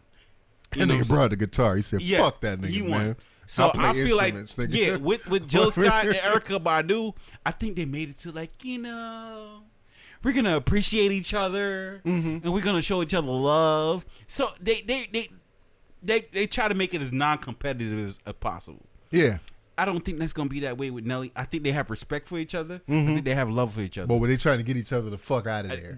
Especially, But that's a man thing, though, bro. exactly. So let's see who got who the fuck out of here. And I feel like Luda's gonna get Nelly the fuck I hope he get Nelly the fuck out No, of there. you don't have to hope. It's gonna happen. Okay, so let's talk about a couple of songs then. Yeah. What song? When shit Fruits say so? Hot in Here Versus what? Hot in here, and everything off of Country Grammar is probably knocking everything that Luda got not off. everything. Everything is getting Luda the fuck out of there, bro. Had 6 good songs, bro. I love the album, but it got 6. You know what I'm saying? Like Batter Up. You know what I'm saying? Like those type of joints, but you gotta remember, like Luda, y'all sleeping on Luda? And now you're making the same argument. I'm not sleeping on Luda. You're making the same argument. You're making the same argument for Luda as the same I was making for either Jill Scott or Erykah Badu versus Lauryn Hill. That's the same. You're making the same argument right now. No, I'm not, because what you fail to realize is that Lauryn Hill, one and only album, had at least 10 classic joints. And I'm not talking maybe classics. I'm talking about absolute classic joints. So it doesn't matter. She don't have to dip and dab from different, you know what I'm saying? It's this one album had 10 classic joints. Okay, so again, Country Grammar got 6. About 6. You saying 5 or 6. So again, it's gonna be one of them situations where you looking at it and you saying to yourself, nigga, you gonna play something off Country Grammar again? Lauryn, you gonna play something off of the Miseducation of fucking again? Yes, because that's pretty much all he got. His first 2 albums, that was it. Everything else after that was pretty much fucking trash, bro. Yo, listen, stand up. Stand up! Yes. Okay, let's go. Let's go. Hold on. What's your fantasy? Hold on. I wanna let go your toes. So while he's playing stand up, while he's playing Splash Southern Paradise, Hospitality. This the whole album. Hold on. So while he's playing Splash Paradise, Nelly's still playing shit off of motherfucking Country Grammar, bro. Yeah, roll out. And exactly. You're my homie. Exactly. So what we're gonna look at is, yo, nigga, you still playing shit off fucking Country Grammar. This nigga's already Area codes, I got hoes. Longevity, bro. Yeah, I'm talking about he got too many from the timeline, bro. I agree. So what I'm telling you is that you're making the same argument for Luda is the same argument that I was making for Erykah Badu as well as Jill Scott's. Either one of them would have got Lauryn Hill the fuck up out of there because Lauryn Hill only got 1 fucking album. It's not about the album. It's about Nelly got 2 albums, when people hear the songs. Okay, let me speak for myself. When I hear the songs, I don't say, ooh, this was the Miseducation of Lauryn Hill album. I don't hear the Miseducation of Lauryn Hill. But the bitch only got 1. It don't fucking matter. She got 1. Not to call her bitch, my bad, but yeah, you tripping. 1. You're wilding a little bit. But it doesn't, I don't hear album. I hear classic song. Man. These songs, bro. Come on, man. Come on, Fruits. You with Killer on this one. I know you love Lauryn too, but Erykah Badu and fucking Jill Scott gets Lauryn Hill the fuck up out of there. Shit, Keisha Cole gets Lauryn the fuck up out of there, man. Get the hell out of here, man. We're going to leave you alone on that here. Hope you build a high enough mountain to see the sky. Mary J. Blige gets Lauryn Hill. I hope you got a good view from up there, bro. Up out of there, I hope bro. Mary J. Blige gets Lauryn Hill the fuck up out of here. Absolutely. Yeah. And the same Absolutely. way. Who the fuck would ever argue that Mary J. Blige can't get Lauryn Hill the fuck out of here? Did you just fucking say that? Brandy gets Lauryn Hill the fuck up out of here. You don't know what the fuck you saying. You confused, bro. You fucking confused. You're confused, bro. Hey. You're confused, man. You're very confused. Hey, bro. Luda gets Nelly the fuck up out of there, but Nelly got a couple of hits on his first album, first 2 albums. Yeah, first 2 albums. Yeah. He got. It's gonna be. Again, this is more so not an MC battle. Fruit said Keisha. Right. I'm trolling. Yeah. I'm trolling. You're I'm trolling hard. I'm trolling a little bit with that troll one. right now. Goddamn. Yeah, you trolling hard. But yeah, nah. So it's a DJ battle. It's a DJ battle. So Patty, the same thing. We talked about the Fugees project as a part of Lauryn Hill's catalog. Yeah, exactly. And yes, it does count. It does, but really fucking does it? Even her hooks. If I Rule really the World is a fucking she that counts. So she gonna play Nas joint It and doesn't put it as matter. a part of her catalog. It's all fair game, bro. Yes, you can. Fuck And down. we'll walk right into this sun, hand in hand, and we'll walk. We won't let. Hey, if we don't sit the fuck down with this You know Lauryn what I'm Hill saying? bullshit, Listen, man, bro. you're just a Lauryn Hill hater. Just let them know. Let the people. Nah, man. Let the listeners know, man. She should have dropped at least like fucking Hey, 5-6 albums. It by doesn't now, matter, bro. Lauryn The Hill need to content, sit the fuck down. the content holds strong to this day, and that's what we fucking praising it for, bro. Your blood clot, You know what I'm Larry. saying? Larry, move on to the blood clot weird with the bumble clot.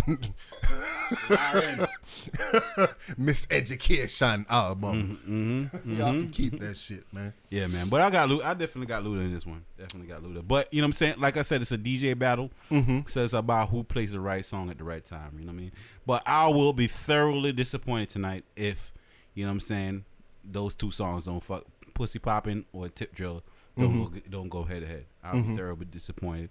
I don't even care. Like, you can't bring those songs. you have to put those.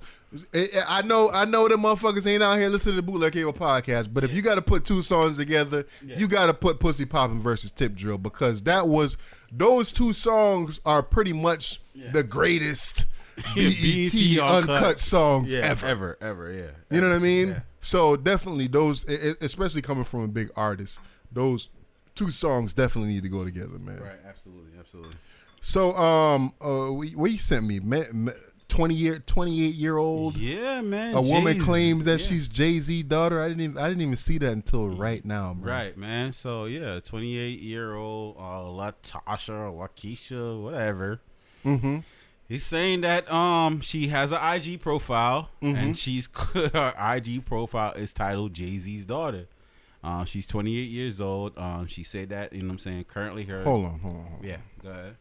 Back, we got to go back again. Patty said he want to see Diddy versus Jermaine Dupri. I've seen that before. Nah, and that's a wrap. No, I think that'd be a dope. No, that's a wrap. If I think that Jermaine Dupri gets Diddy the fuck up out of there, personally. I want off this podcast right now as we speak.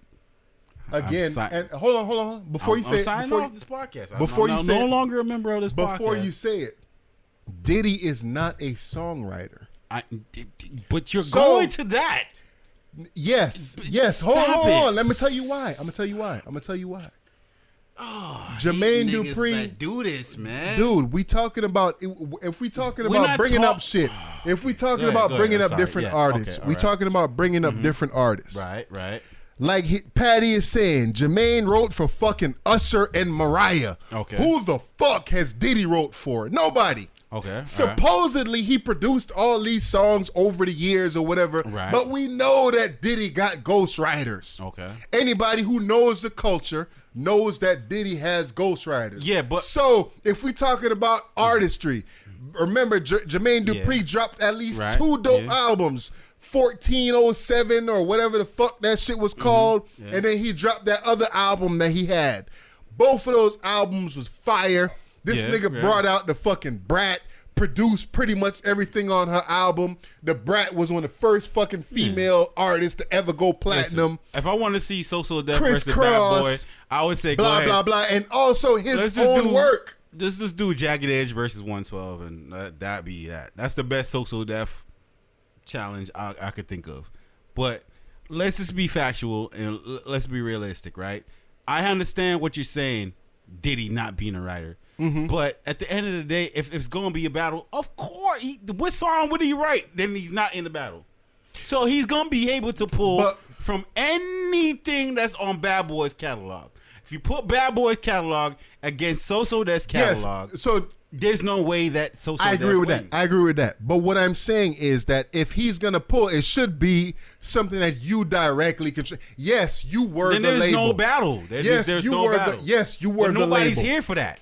Nobody's here for that. Nobody's here to be as fucking, you know what I'm saying, direct or fucking exact as what you're describing. Nobody's here for that. Nobody want to see that. So hold on. Only the song that P Diddy produced we want to hear right now. So you're Nobody's trying. Here so for you're that. so you're We're trying. just here for Bad Boy versus So Def. So you're trying to say that both Jermaine Dupri and Diddy should be able to pull anything off of the Bad Boy catalog, anything off of the Social Def catalog? Correct. Yes. They both need to get the fuck out of here if that's the case.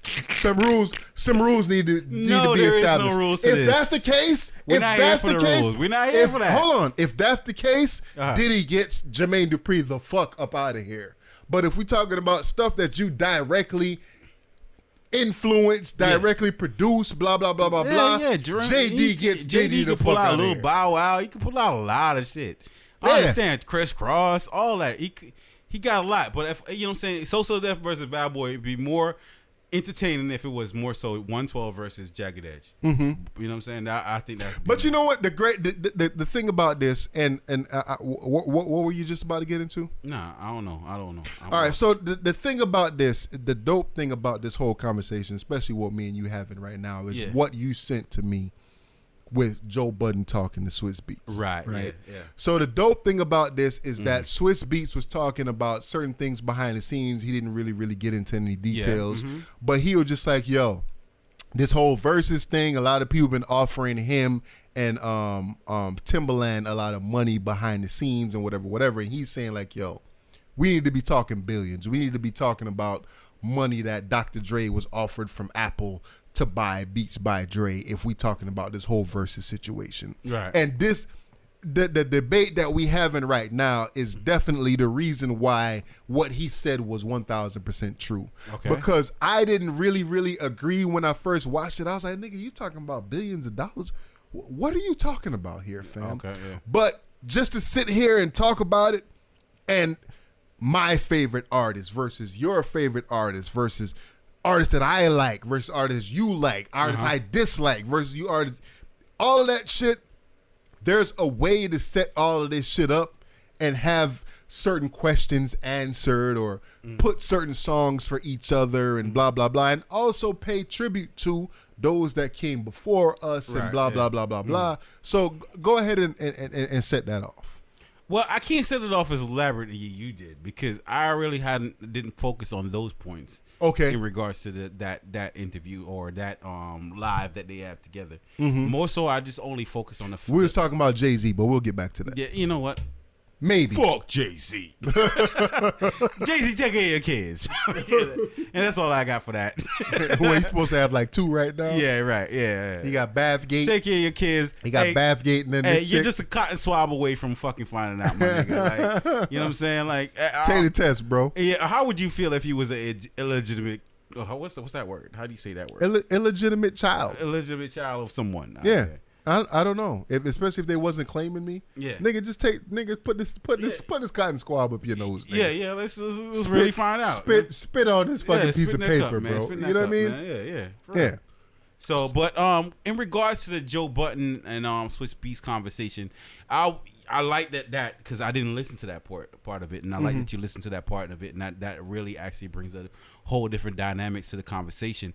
I was more so focused on what Swiss Beats was saying about, you know what I'm saying, hey, let's raise some money for, you know, the vets of hip hop, and that brings me to where I feel like, yeah, man, why can't hip hop be more so, you know, like in the NBA they have like a players association, and in the players association, you know, they teach new NBA players, you know what I'm saying, about, hey, what to do with these, now that you got money, you know, how to handle these hoes out here, kind of like how Boosie's teaching his son, you know what I'm saying, what they invest in, you know, the things to watch out for, and, you know what I'm saying, watch out for, you know, what the ownership might do to you, and, you know, they're teaching people these things.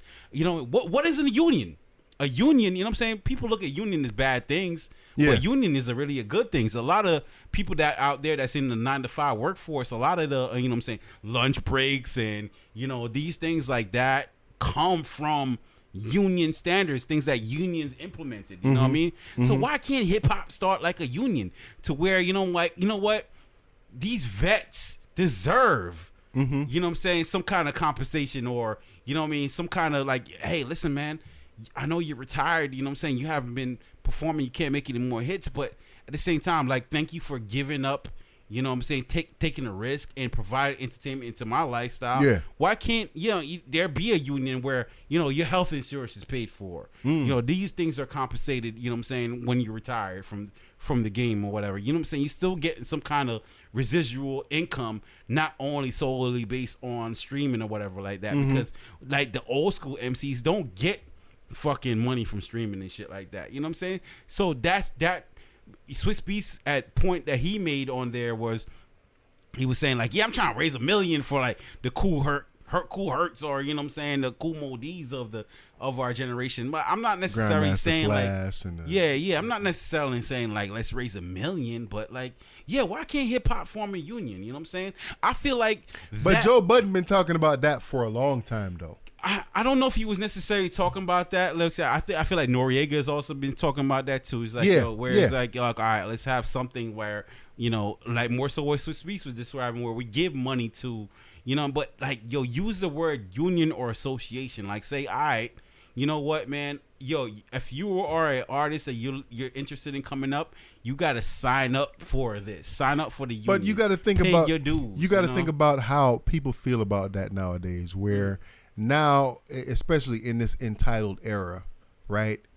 People look at it and they say, well, I worked hard for this.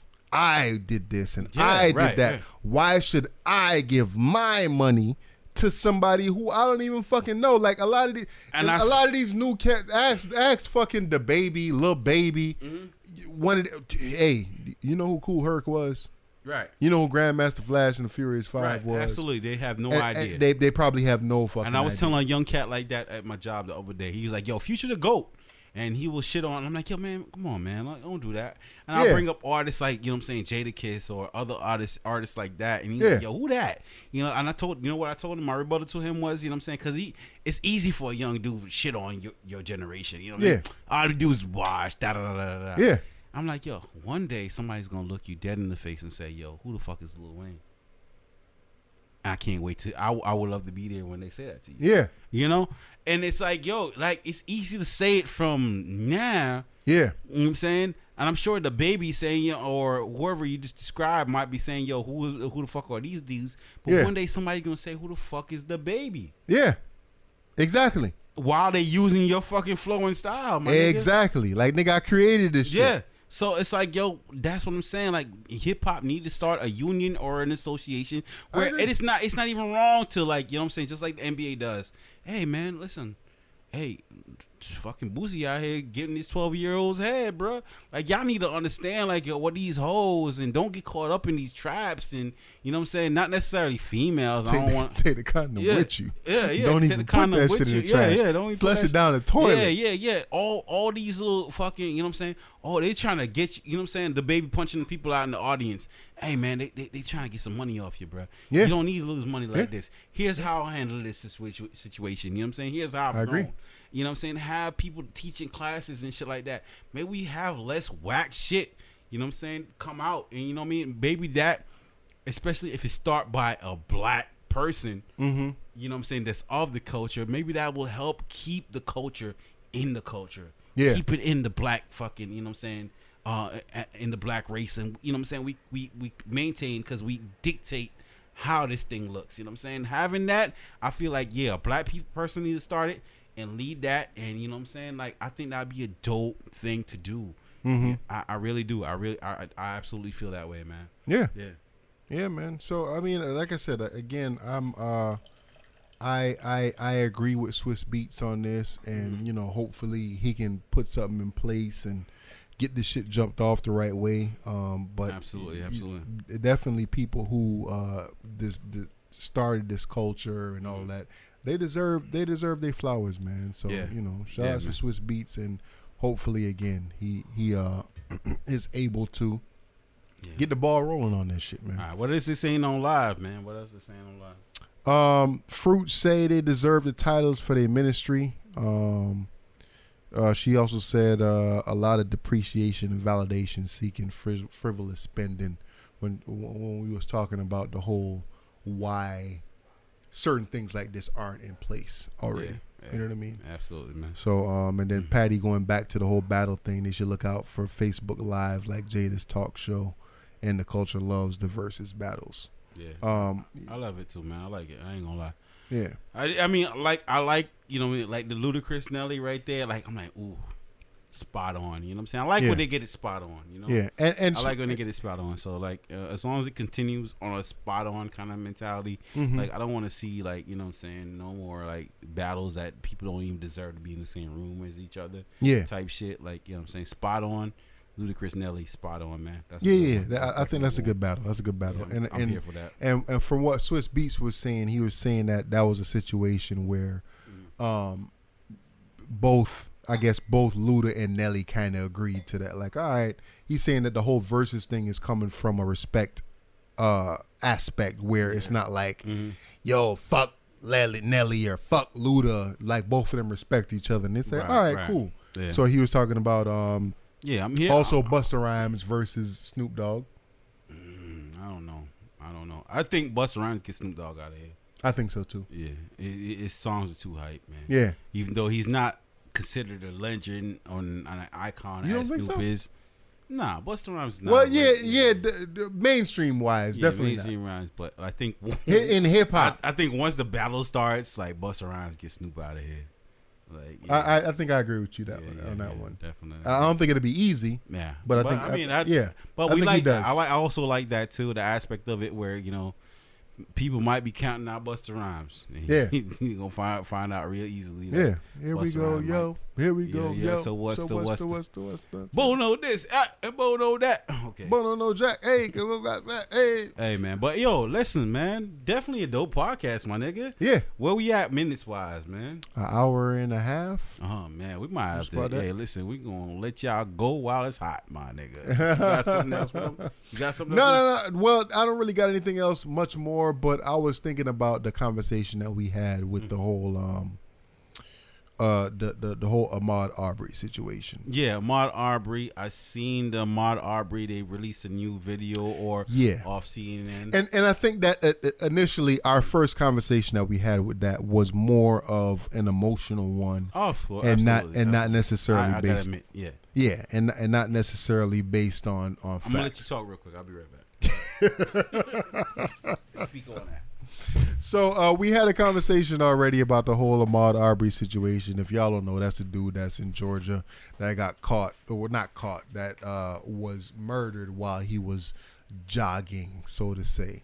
So since that whole situation came out, it's been a lot of different videos. Not a lot of different videos. 2 different videos has come out.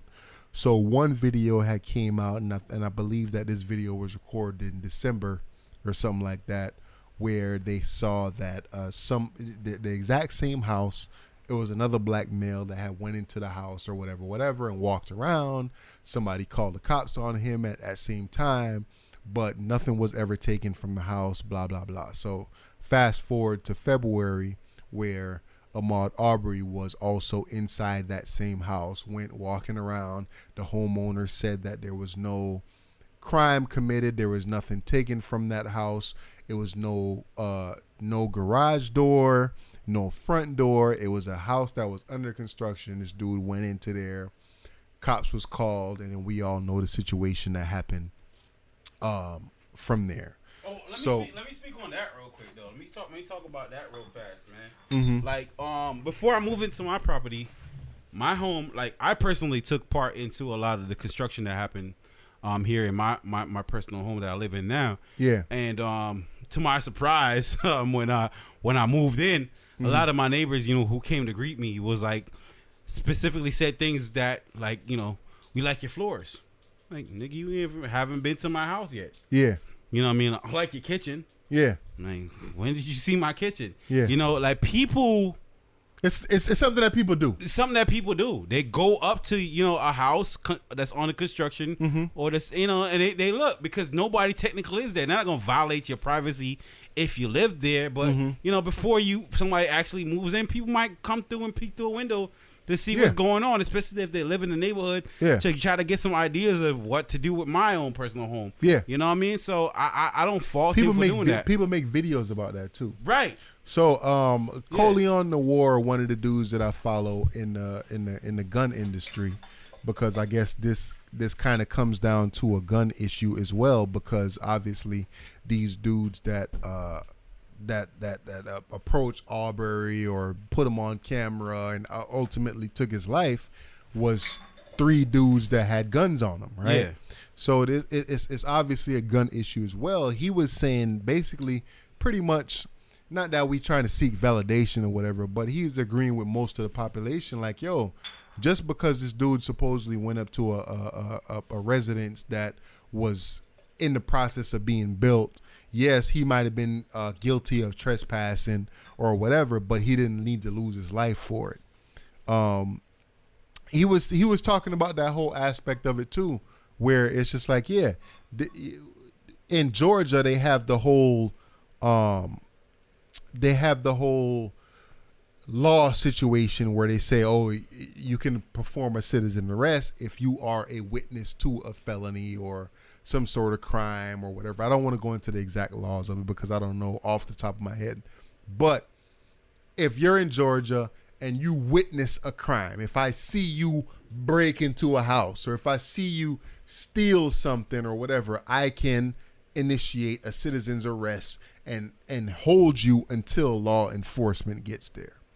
In this case, this dude, according to the homeowner, according to the videos that we have so far, did not break any laws. There was nothing on the outside of the house that said, yo, nobody can come in here, do not trespass. There wasn't no trespassing signs or nothing like that. The house didn't have a front door. It didn't have a garage door. So pretty much, I don't want to say that he was within his rights to walk inside the house, but still, it was a home that was under construction that people make YouTube videos about. Coleon Noir pointed that out, that people make YouTube videos about walking inside of houses that are under construction, and they just go around and just look in there. Something that people do. I've been like, I smoke weed on, you know what I'm saying, under construction work sites, and you know, somebody came in there one time. I'm like, listen, you can't be here. I left. Yeah. I'm not. I wasn't here to cause no harm. I was like, all right, it's shelter. Yeah. And you know, I'm just here to see what's going on. But cool, like, you know, I'm not here to, you know, cause no havoc or anything like that. It's something that people do. Yeah. I don't understand. Like, these gentlemen that pursued this young man, they had different agendas. It's clear to see. You know what I'm saying? These is people, you know, a father and son that, you know, they had an agenda. And also the son specifically had a history with whoever was in the house in December. I think I said it when you went inside for a second. Yeah. Somebody else went inside the house in December.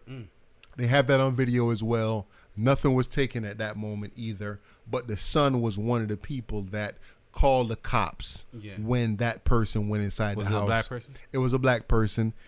He looked kind of similar to Ahmad Aubry, but we can't confirm that it was him or it wasn't him, right? Right. So I saw the video, and it's the same thing. Somebody went in there. This was around 8 o'clock at night.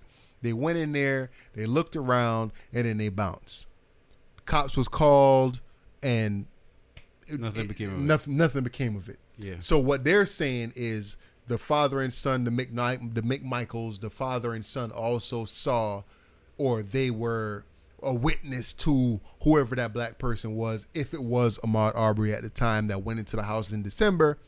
Now in February came back, they were like, oh well, that's him, that's the same dude that I saw the last time. Yeah. And something happened in between him leaving the house and blah blah blah blah that ended up in him getting killed. So what they're I would like to see it. I like to see videos. I mean, I hope that they seem like they have a video inside the property, but if they have any video outside the property, I'm pretty sure that father and son probably visited their fruits. House. Nothing was removed from the home. As far as the homeowner is saying, nothing was taken from the home. Absolutely. He went inside the house. He stayed in there for they say at least 7 minutes, but he didn't take anything. He didn't break anything. He left the house afterwards. He left the house, right, man. Yeah. And again, the homeowner themselves weren't pressing charges on the young man. Nah. They never called the cops or anything to that aspect. Yeah. So and then for the two gentlemen that pursued Ahmad, they weren't even like really necessarily in contact. They, like the homeowners to be weren't necessarily in contact with those two gentlemen. Yeah. So they're not really like necessarily Yeah. friendly neighbors. So with them and so shit the like whole that, the whole narrative of him being a jogger, that's a false narrative. I think that we can assume that right now, that he wasn't a fucking jogger just jogging down the street. You know what I mean? But even with that being said, it still don't he wasn't change. running at the time of the pursuit. I think that he was running at the time of the pursuit. Oh, you think he was? Personally, I think that he was running at the time of the pursuit, or at the moment just before he died. I think that he was running from both the person that was recording and also from the both McMichaels that was driving the truck. You know what I mean? That's what I believe. I don't believe that. I believe because you believe that he was just running down the street? I think he was jogging. He was on his way out. You know what I'm saying? Just being out. You know what I mean? At the time, ventured into a home that was under construction that he knows to be under construction. Yeah. Checked out this place, dipped, and continued doing what he was doing, and he was pursued. Okay. So even with that being said, I think that with the evidence that we have so far, it don't change the way I feel about the situation. You know what I mean? Even if let's just say he's guilty of trespassing at the most. Because again, the homeowner said he didn't take anything from the house. And the homeowner is not resentful or remorse. The homeowner harbors no ill intent for that young man. Yeah. For entering his home. Yeah. So like I said, if they run back that video, let's see how many people of that community enter that place, because I think it's a common thing for people to do. And to go back on that too, I have, especially when I was younger, you know what I mean? I went to construction sites. I've been in several. Yeah. Like, I don't know if you know exactly where it is, but that the fucking government building on 441, in Lauderdale Lakes. Right. When that building was being built, bro, me and the homies used to go there on bicycles all the time because they have like a ramp where they was building. Going up into the parking garage. Right, We used to go there and jump off the fucking ramp on the bicycles and do all kind of shit back in the days when that building was being built. I know exactly what you're talking about. Yep. So I personally have gone to construction. It wasn't a home, so to say, but even now, there was no resident even now, there. I'm curious when I'm driving past and I see certain places being built. I'm like, yo, I want to go over there and just kind of see what it looks like on the inside. Let's see how this spot is being built, whatever. And listen, I'm gonna tell you right now, as a homeowner myself, I take pride in my home, and I'm concerned about the other homeowners that surround me and everything like that. And if a home get broke into right now, I would definitely 1,000%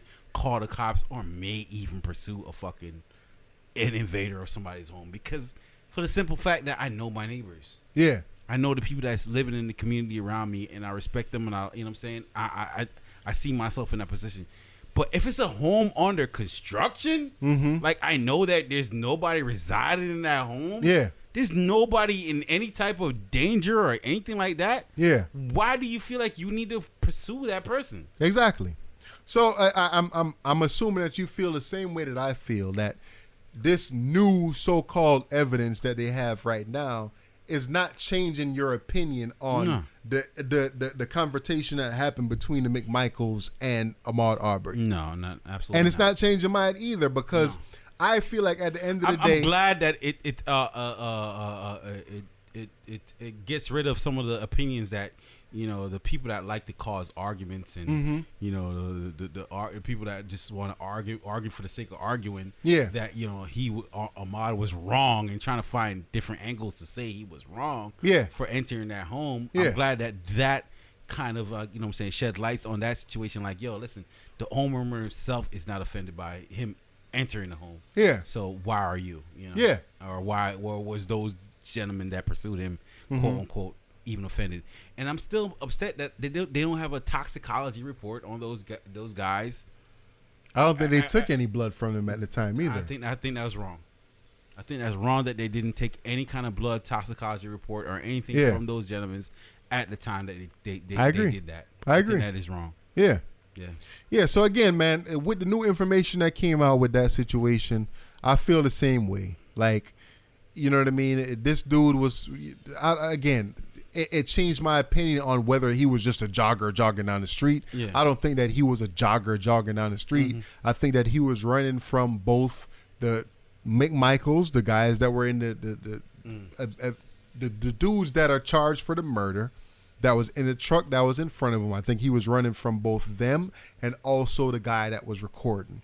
I think the guy that was recording had some part in it, and he was chasing down. 35-year-old, if you're living with your daddy, we need to question your fucking moral fucking ethics and who you are as a person too. I think all that needs to be on display. And I think that in that moment, Ahmad saw that there was no situation that was really a way out for him, and he fought for his life, man. Yeah. And I saw another video on that where somebody was really, really emotional with the whole situation, and they were just like, "Yo, he fought for his life."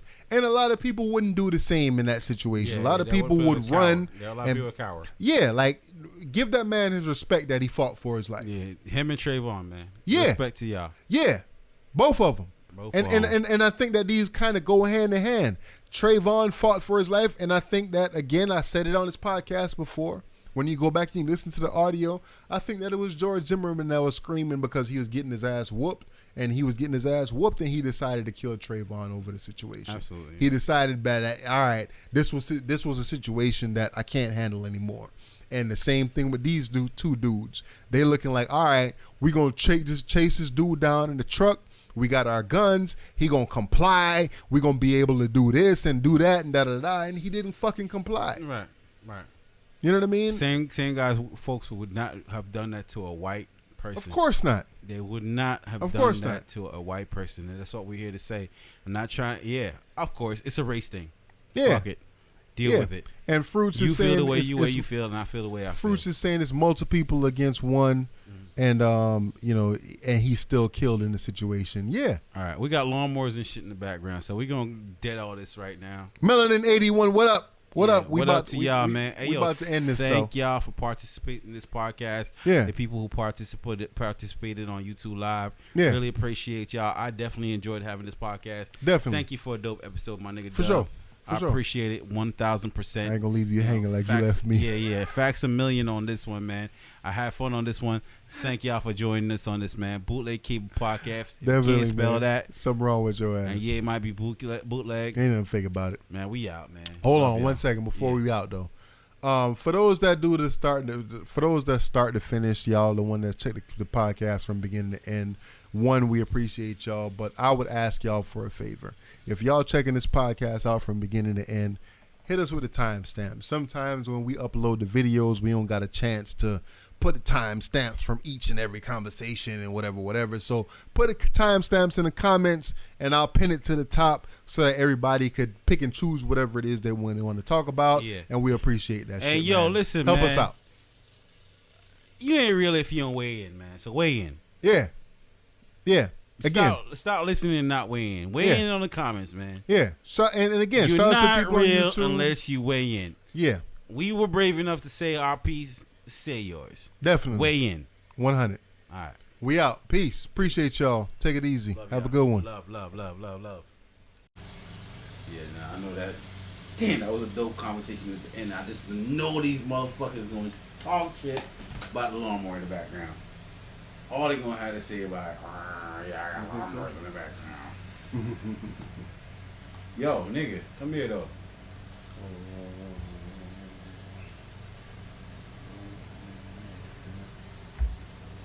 What you say?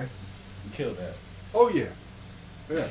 What? We'll kill that. I'll put that this episode up against anybody in the industry. Oh, right 1,000.